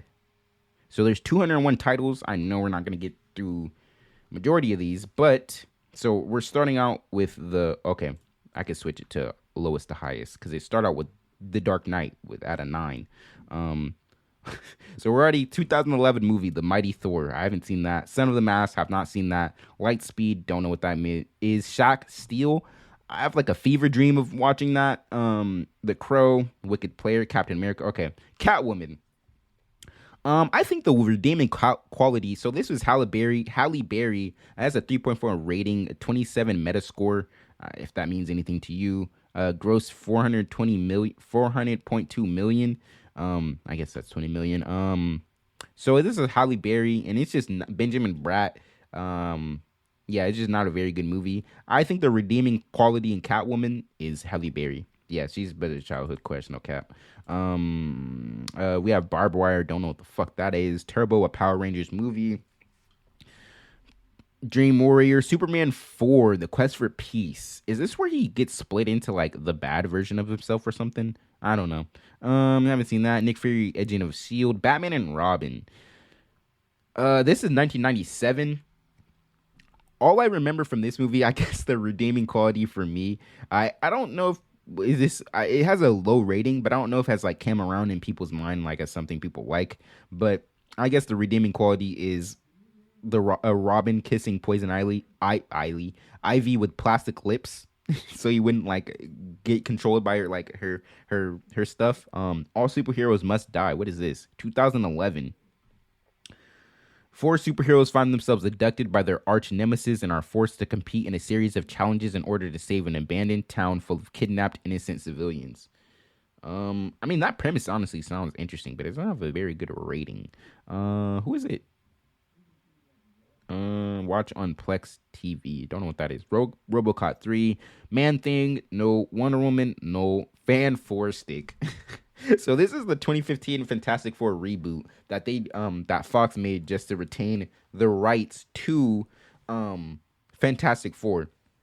And let's see, this movie was just really, really lackluster and underwhelming. Like they don't really do shit in it. Okay, actually, so I like I like Miles Teller as Reed Richards. They should bring him back as the Maker. That would be fucking fire as shit, especially with all this multiversal stuff going on. But I really like Johnny Storm as Michael B. Jordan as Johnny Storm. But one thing I really, really liked about this movie is there was like some body horror stuff when they were getting their powers. Like Johnny Storm, like he was like on fire and he was like yelling and shit because like he was on fire and like obviously like yeah, like he didn't know it was not hurting him, and like there was some stuff with the Thing and everything, and it was just some really cool like kind of slight body horror stuff. So I guess that's a redeeming quality. Ultraviolet. Why does this look familiar? Let me look this up. Well, the next movie after Fan 4 Stick was Ghost Rider: Spirit of Vengeance.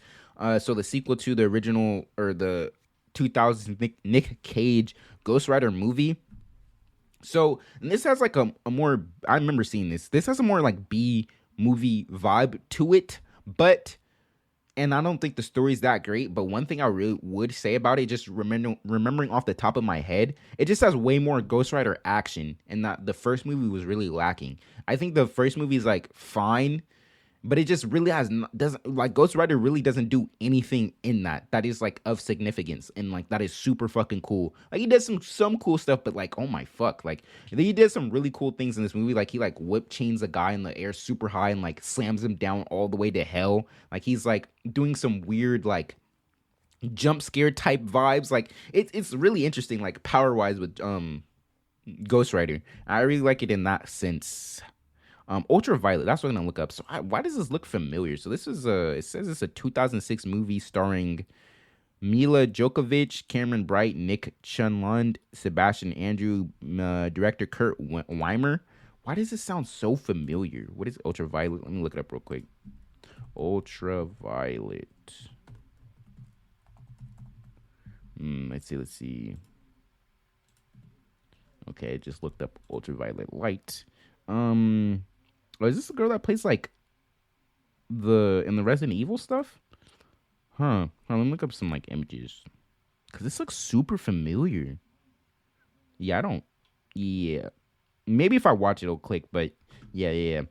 Let's see what's after. The Toxic Avenger, no. Dark Light, Supergirl, I haven't seen. Zoom, Generation X, The Crow, no. Ben 10 Alien Swarm. I remember liking this as a kid, but I don't. I said that like I was gonna have so much to say about it, but like upon further thinking, I don't remember shit. Yeah,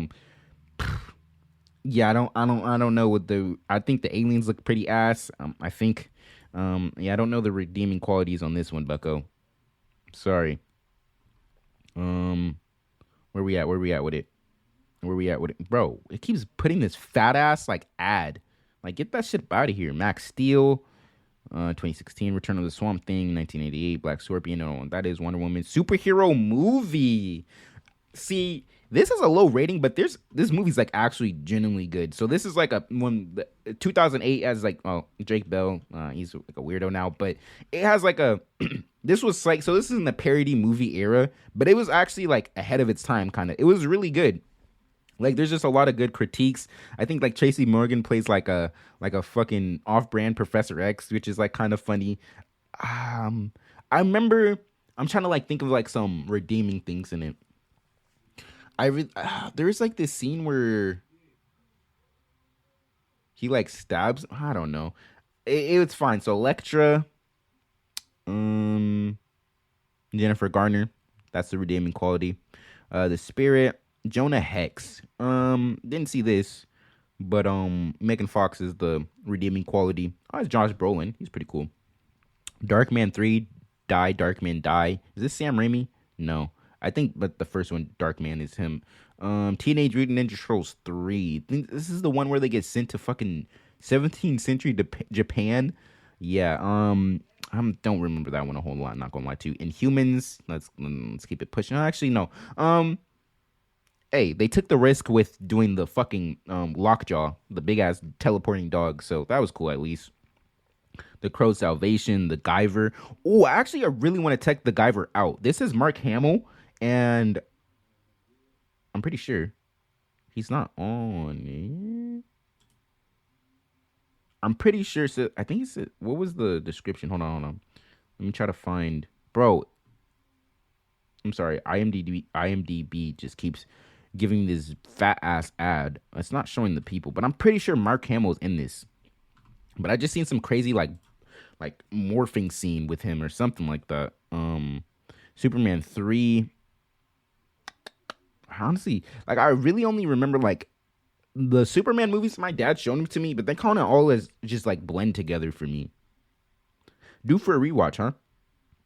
Doctor Strange 1978 movie. Darkman 2, Return of Durant.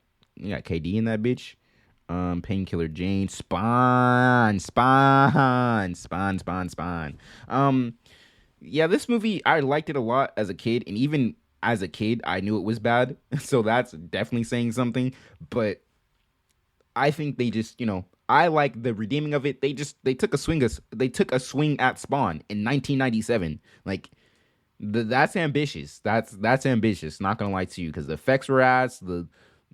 I mean, I'm not saying you're capable of fucking getting good movies, but the writing's ass. Like it does not look great. But hey, it's fucking Spawn. They took risk with it, and there's some like cool things like there's a scene where he's like in the gala or some shit. Like there's this like event going on, and he comes in and like he has his chains going out and shit, and his cape and whatnot. And like, yeah. So that's all I remember other stuff, but we get the Meteor Man. Did I hear that this was coming back? Maybe not. Ant Boy, get the fuck out of here. Hellboy 2019. So this is the one with David Harbour. Obviously the original Hellboy movies, Guillermo del Toro, fucking classics with who plays him? I'm blanking on his name. I'm blanking on his name. Who plays like Hellboy? I don't know. I like the action in this. From memory. I like the action in this. I think the Hellboy gets like kicked by a giant fucking troll or some shit. Yeah, I like the action in it. Daredevil. I have not seen this. But I really liked what I've seen. I liked Marco Clark Duncan. I think he's passed away. Rest in peace if he did. As I like him as Kingpin from like the clips I've seen like on Twitter and whatnot. The New Mutants. I haven't seen this, but I will say, since like a lot of people didn't like it, but I will say I like that they did magic, and then did they give her her metal arm and sword? I think she's like I don't know much about her, but like her aesthetic and her ordeal is pretty interesting to me. Ghost Rider. So this is the original Ghost Rider movie. Not I keep saying original, but 2007. So the first one. Let's see.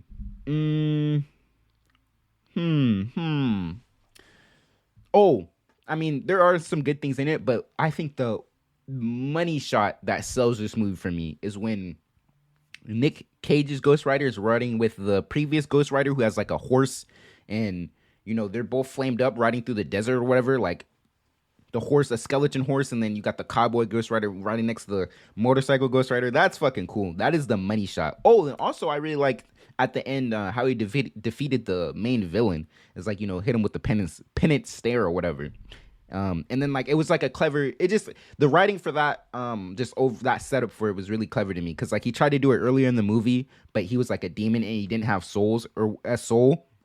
So the penance stare didn't work on him or whatever the case. But then at the end of the movie, his main goal was like trying to absorb all these souls or whatever to become more powerful. But in doing so, the penance stare worked on him now. And so like it was just a cool setup in my opinion. Mighty Morphin Power Rangers, Swamp Thing, Star Kid, Wonder Woman 1984. Didn't see this, but I guess Pedro Pascal's performance as what is it? Max. I was gonna say Max Payne. No, I don't think it's Max. Hold on. Let me look up the character or the. Let's see. Maxwell Lord. There we go. I think he had like a really rambunctious and out there performance that people seem to enjoy, even though the movie itself wasn't too great. Batman Forever. Jim Carrey is fucking. Wait, is this the one with Val Kilmer? I think people say that Val Kilmer has a really good Bruce Wayne, so I guess that's a redeeming quality. Tank Girl. Wait, hold on. Isn't this a comic that's kind of crazy? It's like these mutant kangaroos or some shit. I'm not sure. Green Lantern. And the Green Lantern, 2011 Ryan Reynolds. So let me think of a redeeming quality with this one. I think Sinestro looked pretty cool at the end. We do see him, right? That's really all I could say, to be honest. Yeah. Oh, the actor who played Sinestro, I think he did a good job. Who is it? Was it Peter Skarsgård? Nah. Was it? I don't know. Hulk 2003, the Ang Lee one with Eric Bana. So there's a lot to like about this movie. I think I like there's a really like a comic booky vibe to it, like with some of the cuts and how they do things. And I think who is it? The Absorbing Man. I don't know if it's him, but the nigga who absorbs shits, that's Bruce Banner's dad. I really like the effect of him, how that goes. I like the scene where there's a lot to like about this movie. To me, I don't know why I think we're getting to like the decent stuff now. So it's not exactly bad, but it has a low rating, 5.6. Is this out of 10? Yeah, because I think Dark Knight was at a 9. So I guess, we're at the middling section. But I really like the scene of him jumping through the desert. The dog fight scene is really cool. I really like whenever he transforms. I think that's really cool. And I like how they actually played with it as like he gets madder, he gets more angry, he gets bigger. I think that's like a comic thing, right? But the MCU really doesn't play with that at all. Let me see. What else? I'm not really sure. But I mean, I just list a bunch of stuff. Fantastic Four: Rise of the Silver Surfer. Like I was mentioning earlier, bro, this is a classic to me. Like, especially this one. I like this one a lot. There's a lot going on. Like, you get, Johnny is some shit mixed up with the Silver Surfer, and he is able to take his team members' powers and combine them and whatnot. I think that's super cool. And then like that kind of it was a play on what the Super Scroll or whatever.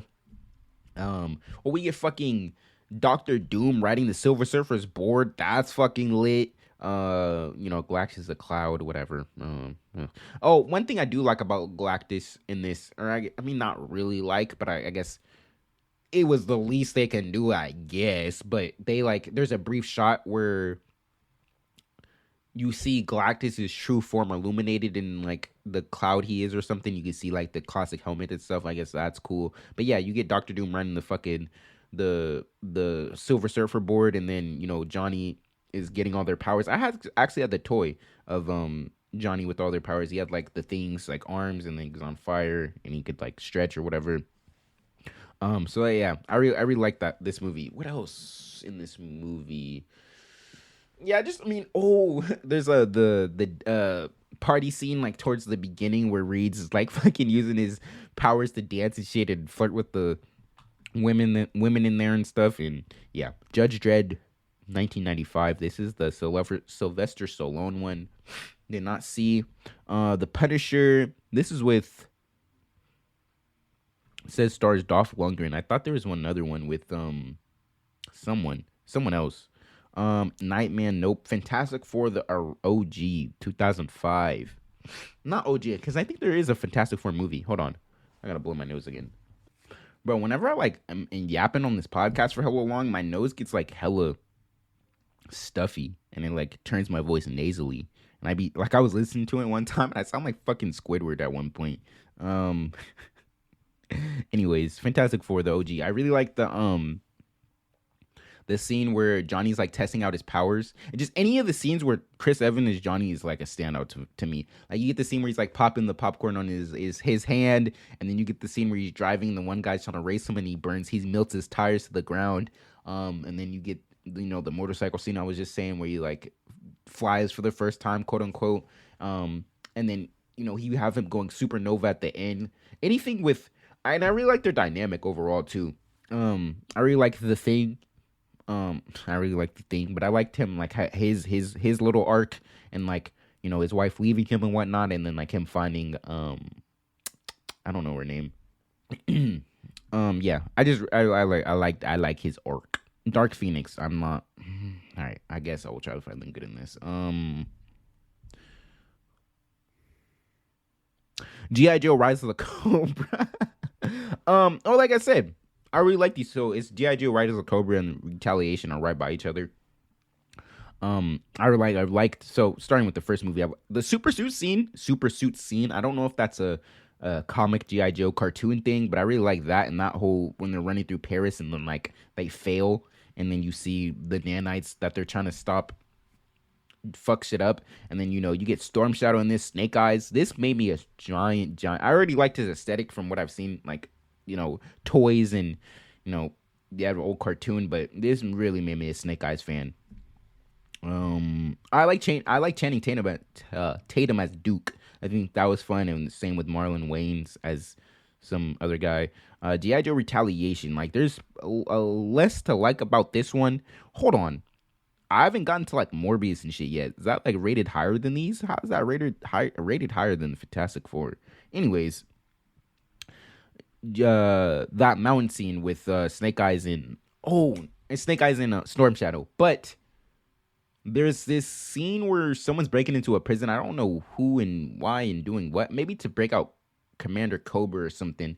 Is his name Firefly or something? I don't know. But he like is riding this bike and like he like is driving it towards like the main doors of the compound or whatever, and he like jumps off of it or something, and like the bike breaks apart and turns into missiles. That was pretty cool. Maybe that's a whole different movie. Who knows? Bloodshot with Vin Diesel. I did not see. You got the OG Credible Hulk movie. Is this the one with? So it says Don Blake, who's mystically linked to a Viking warrior Thor. Is this the one with what's his face? Daredevil 2? I'm not sure. The specials, don't know what that is. Teenage Mutant Ninja Turtles 2014 Michael Bay one. So, we got the league. Damn, we get into some hot ones, not gonna lie. How long we been going for? 151. I said 215. Or actually I told my girlfriend I was gonna be done at 7:30. It's 7:05. And then I kind of want to save the rest of some of these, come back to this. But Teenage Mutant Ninja Turtles. I mean, I don't think this is like a terrible, terrible movie. I'm just trying to think. I think I don't remember a whole lot, but maybe the Turtles dynamic is that the redeeming factor for me.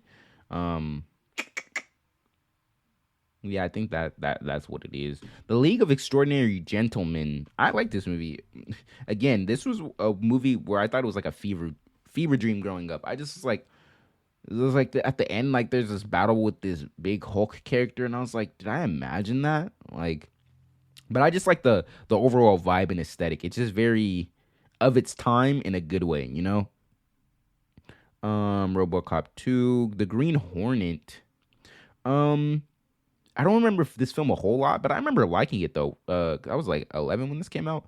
I remember liking it. One thing I guess the redeeming factor for me, just off the top of my head and not remember a whole lot about the movie, is their car changing colors. And I remember at the end, like they do like this crime or something, and like they change their car and like get away or something like that. Let's see. Oh, The Trial for Incredible Hulk. So this was the one with Daredevil. Blade Trinity. I really only remember the first two, not gonna lie to you. But I guess the redeeming quality of this is that they actually made it. There's just a lot of production problems. I think mainly coming from Wesley Snipes. He's just being very uncooperative for whatever reason. Because I know at one point, probably a lot. I know a lot of people know this, but he refused to like open his eyes at like on one of the takes. Like he was like laying down or something, and he refused to open his eyes, and they had to digitally, make his eyes open like in post, and it just looks really wonky. The Guyver Dark Hero. I'm trying to. So, I'm gonna do a quick scroll. So yeah. Oh, this first page. So yeah, we went through 100. So this first page ends on 100, and the next page is 201. So I might save the rest of that next page for next time. But I'll go through the ones that remain. But the next one that I've seen actually is the Suicide Squad 2016. Okay, so I think I don't mind Jared Leto's Joker at all. I think it just needs more to be seen of it. So I think that's a highlight for me. And this was like the casting of, we got Viola Davis as Amanda Waller. That's a goated casting that's being carried on to the DCU. So that's the start of that. So I think that is a redeeming quality. Same with Harley Quinn. Margot Robbie as Harley Quinn. That became iconic, and a lot of people enjoyed that. And that has bled on to possibly going into DCU. But it, set her up to be in the Suicide Squad, James Gunn's version, and then the Birds of Prey, which I enjoyed. So, I think Will Smith is Deadshot. That's pretty cool.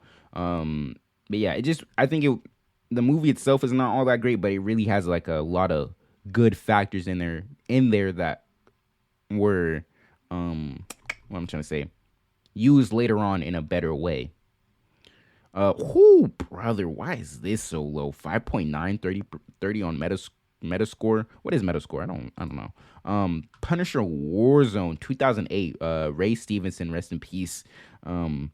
This was my movie growing up. I was around 8 when this came out. Definitely should not have been watching this. The redeeming quality, the whole movie, truthfully. But specifically to pick out some fun scenes. At one point, Punisher's walking into this house to save this woman and child, and there's a henchman standing up on in a doorway, and maybe not, but the Punisher punches a hole through his head. Fucking OD, bro. And then there's another scene where, really at the beginning, when he is taking on this mob family or some shit, and he just pops off from the chandelier and is spinning around and machine gunning people, and this movie's fucking fire. I don't know why it's so low, and why wasn't it not really. That's actually something I want to get into. Maybe watch a review or something of when this movie was YouTube a thing, or read a review or something and see why this movie really wasn't liked. I liked it a lot, and I think I watched it more recently, not super recently, but after I was a child. And to me, it still held up in my opinion, from memory. Teenage Mutant Ninja Turtles 2: Secret of the Ooze. Again, along with the Superman movies that my dad showed me, I watch these with my brother, the Ninja Turtle movies on VHS and stuff. They all kind of just meld together for me. So yeah, The Shadow, not familiar. Birds of Prey. So here we go. I think the redeeming factors for me, obviously, Margot Robbie as Harley Quinn. I really liked that a lot, and I liked this move. This movie really didn't take itself serious. There's a lot of I really like the dynamics between the characters. I feel like they had a lot of fun dialogue and whatnot. And then what's his face? Ewan McGregor as Black Mass. I think that was really fun too. But yeah, that it's a really fun movie, and a lot of people kind of slept on it. I would sleep on it. I literally watched it in 2023. I was gonna say this year, but in 2024. But at the end of 2023, and I liked it a lot. Justice League 2017, brother. So with this movie, obviously, it's not the greatest, but this is the Joss Whedon version, so this is not the Snyder cut. But I found myself watching this movie on demand a lot. Not a lot, but a couple times.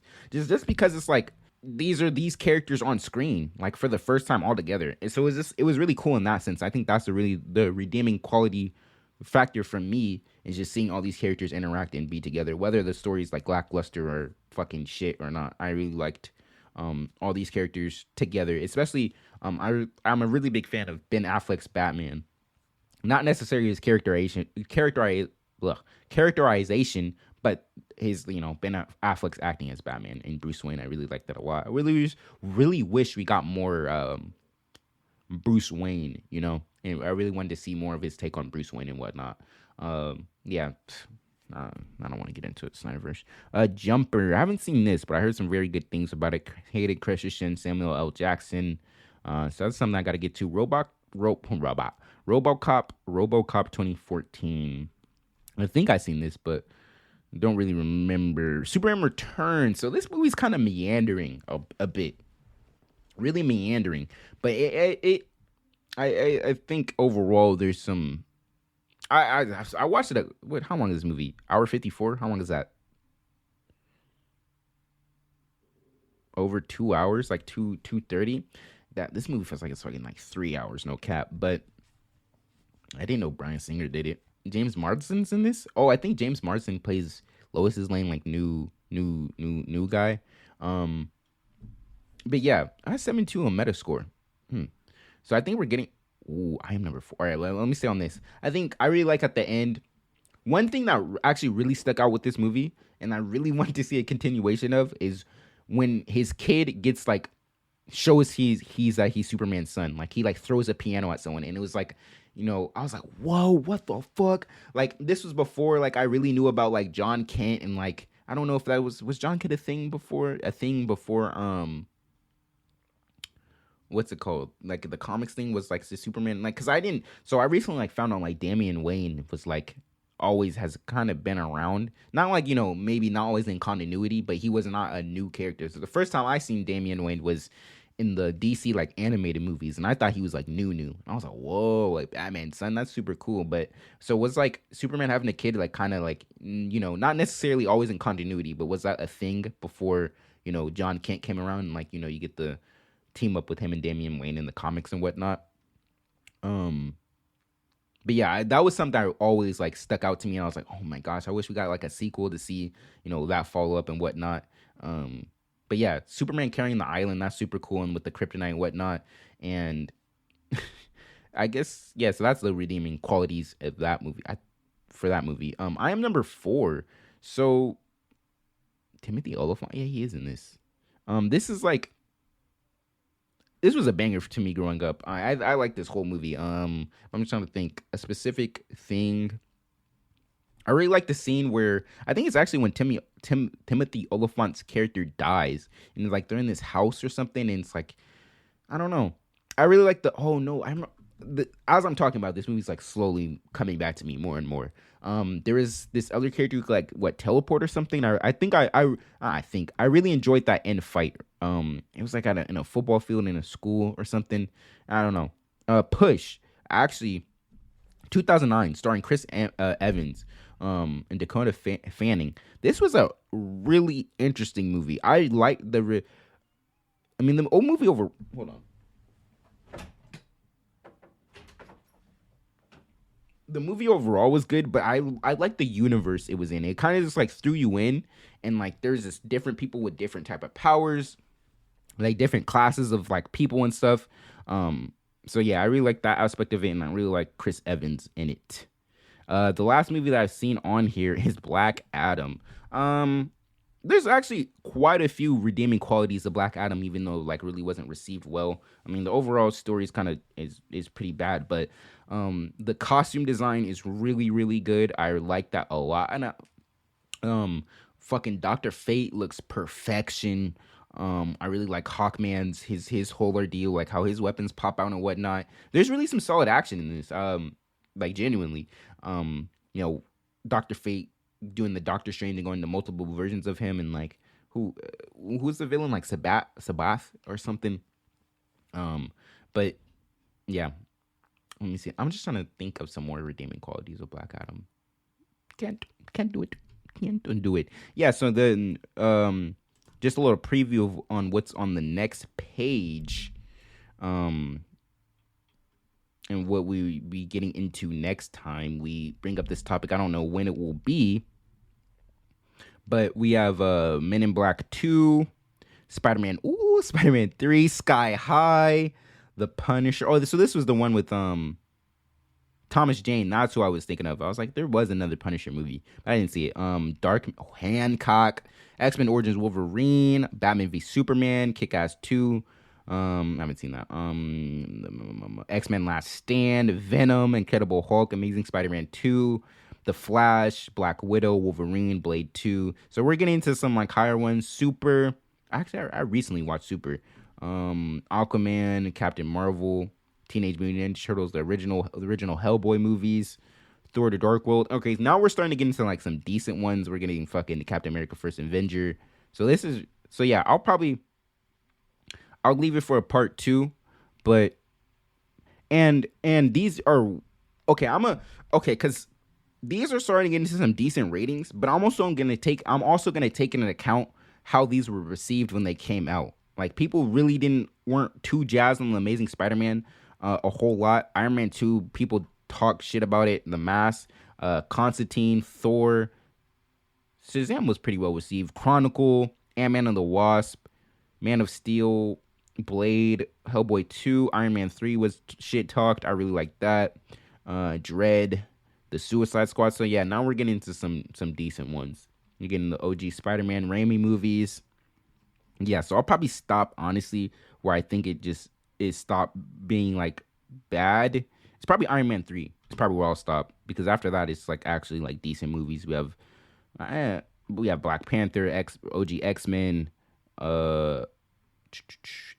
Spider-Man, Homecoming, Far From Home, Batman, Spider-Man 2, Doctor Strange, Deadpool 2. Yeah, so we're actually getting to some decent ones. So yeah, like I said, I'll stop at unless there's some hidden stinkers in here. Let me see. Nah, we're getting to some fucking Joker, The Dark Knight. Yeah, we're getting to the good ones. Yeah. So yeah, I'll stop at what's it called? Sorry. Iron Man 3, I said. I mean, there's a couple like mixed in. Um, like Chronicle wasn't super well received, but I think it's a really good movie. Like I'll get into that. I'll probably like after Iron Man 3, I think it's like where it stops being consistently bad. I'll probably just cherry pick from there. Yeah, but I mean, there's quite a few to talk about still. So I think we can definitely make another main topic out of this. And I went for 206, so that was perfection. Let me actually. Okay, I thought I deleted the topic from my notes, but I didn't. So actually, I'll put part 2 in it so we can come back to this. So actually, I don't want to give all the way. I don't care. Like if you fucking copy me, I guess you copy me. Who fucking gives a shit? We're all talking about the same stuff, right? So here's some podcast topics that I have, like for stuff when I don't have stuff to review. MCU movie bracket, non-MCU Marvel movie bracket, best and worst superhero games. I did a part 1 of that, so we'll revisit that. Let me put part 2. I'll probably need to listen to that episode back to see which ones I talked about, because I think I was kind of cherry picking with that too. Best Marvel costumes, DCU movie bracket, best DC costumes, and I'll think of some more stuff. Those are releases from ones I literally thought super quick at work. Yeah, so I'll get more into that. But I mean, that was really fun, honestly. I really like doing like these topics, especially, talking about older stuff like from my childhood and whatnot. They're really fun. But yeah, I'm really gonna try to get back into like reviewing stuff. I mean, it's not like, actually, let me see. When's the last time I reviewed something? It's not like I don't review anything. I literally reviewed in the not last episode, but the episode before that, 17. I reviewed Percy Jackson, and then I reviewed The Kitchen. And yeah, I mean, it's not like I don't review stuff, but there was just some things that I really, really wanted to get to that I don't know if that picked up, but I just farted. But I don't even know what to say. All right, anyways, we're going to the weekly watch list. I haven't watched a whole lot, and I don't know if I'm going to repeat this one, but I've been watching Love is Blind with my girl. That's like I guess a guilty pleasure thing. It's not something I would watch on my own. Like I wouldn't go out and watch Love is Blind, but it's a very fun show to watch with my girl. Not gonna lie.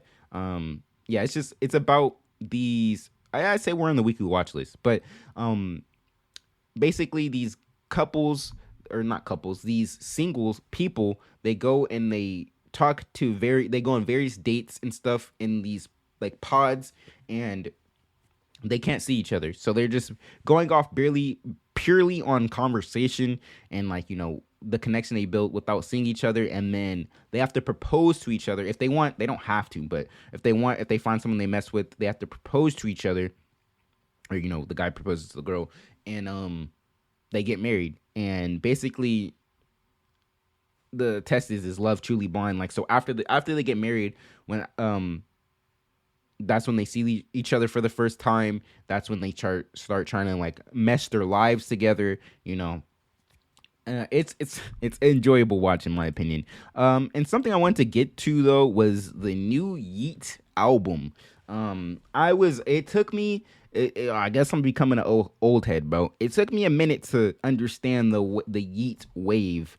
I was kind of hating at first. I was like, bro, is this what the kids is listening to nowadays? And then I gotta take into account what the fuck I was listening to when I was younger. I was like, that shit was probably sounding ass to the old heads type shit. But I have come around on Yeet. I really fuck with him.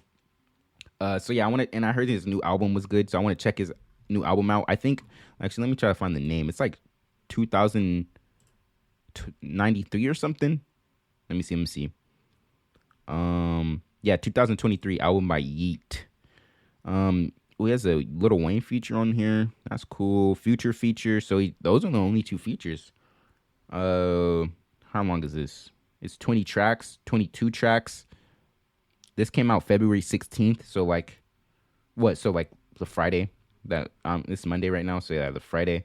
I usually record on Sunday, but I was kind of really hungover, not gonna lie to you. So, but yeah, and then I don't know if I mentioned this last week, but I'm watching Teen Wolf, bro. This is like an MTV show, and it has the guy from Superman and Lois who plays Clark Kent. I don't know his real name.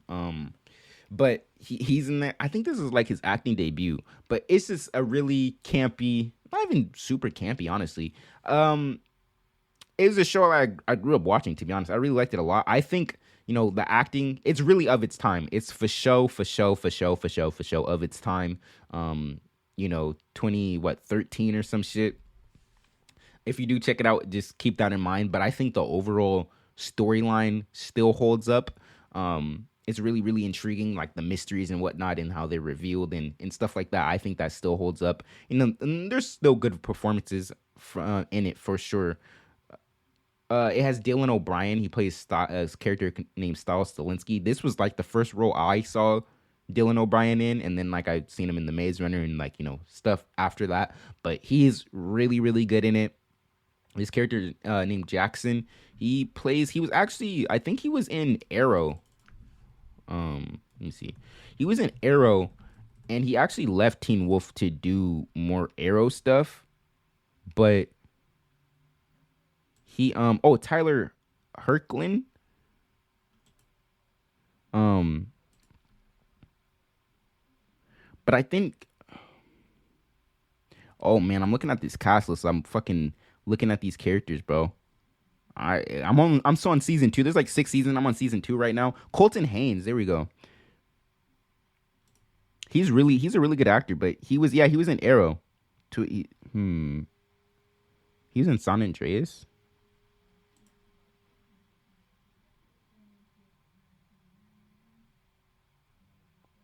Doesn't really seem like he's been anything super recent. Swindler Seduction. What is this? I'm just looking at his movies because he is a really good actor type shit.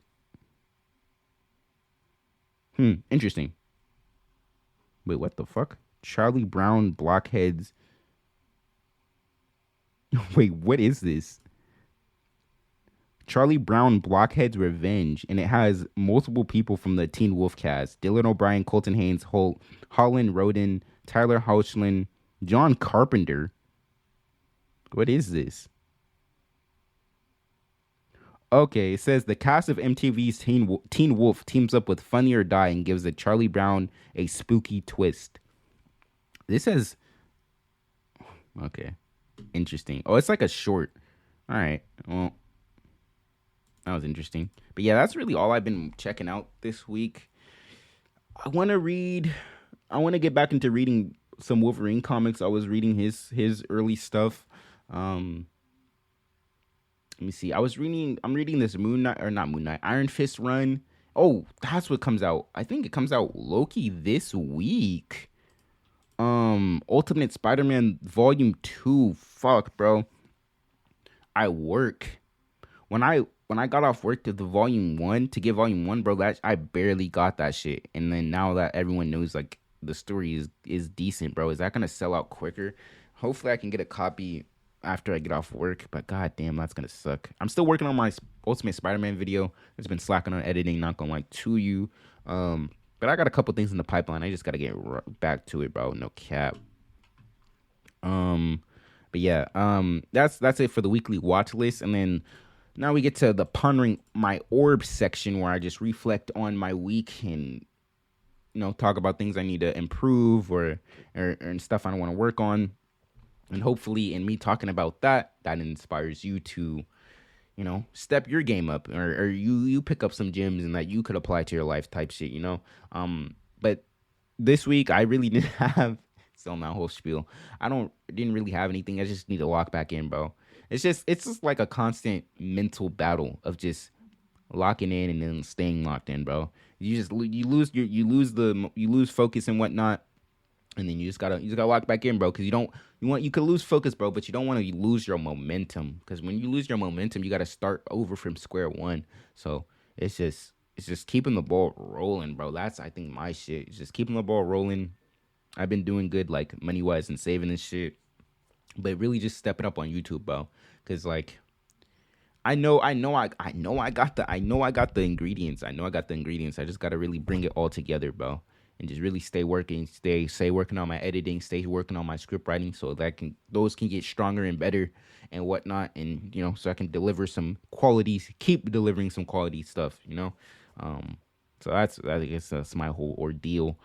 Last week I forgot to like do the outro and say all my socials and stuff, but follow me on Twitter at DS2Smooth. The link or the at name, I don't know if the link is in there. Maybe I can. The link, the link will be below. Follow my main YouTube channel, DS2Smooth. Go check out my edited videos. And I was gonna shout out my gaming channel, but I'm putting a pin on that. Well, obviously, since my fucking PS5 is broken. But even when I do get it fixed, I'm still gonna put a pin into gaming content until I get my the camera I want, so I can have my face in the gameplay as well. Because I feel like that really steps it up too. Like just it keeps people engaged, and you're not just hearing me talk and watching me play and whatnot. So we'll put a pin in that until I get that. And follow my social media, Twitter, Instagram at DS2Smooth. I'm most active on Twitter, honestly, but I like posting pictures and shit on Instagram, but I'm not too super active on there. But follow me on Twitter. That's where I'm most active. Yeah, as this grows, I'm interested to see a community be formed. But next episode, I don't know what it will be. I'm going to the movies this weekend. I don't think anything's coming out though. Yeah, I don't really think anything's coming out. So maybe it'll be another topic. I'll try to find something to review. But I mean, if I can't, I'm not gonna force the issue. But I'm gonna try to find something to review. But if not, I'm not really too fussed about it. I mean, shoot, I don't know who listens to this, but how do you guys like the topic the topic episodes? Are the reviews better? Are the topics better? I don't know. I mean, I like it. I enjoy doing them both. No lie. I just need to get better at reviewing. I think that's what it is, and just remembering to remembering to talk about certain shit. Like yeah, whatever. But that's the end of this episode. I'll catch you guys next week. Twos.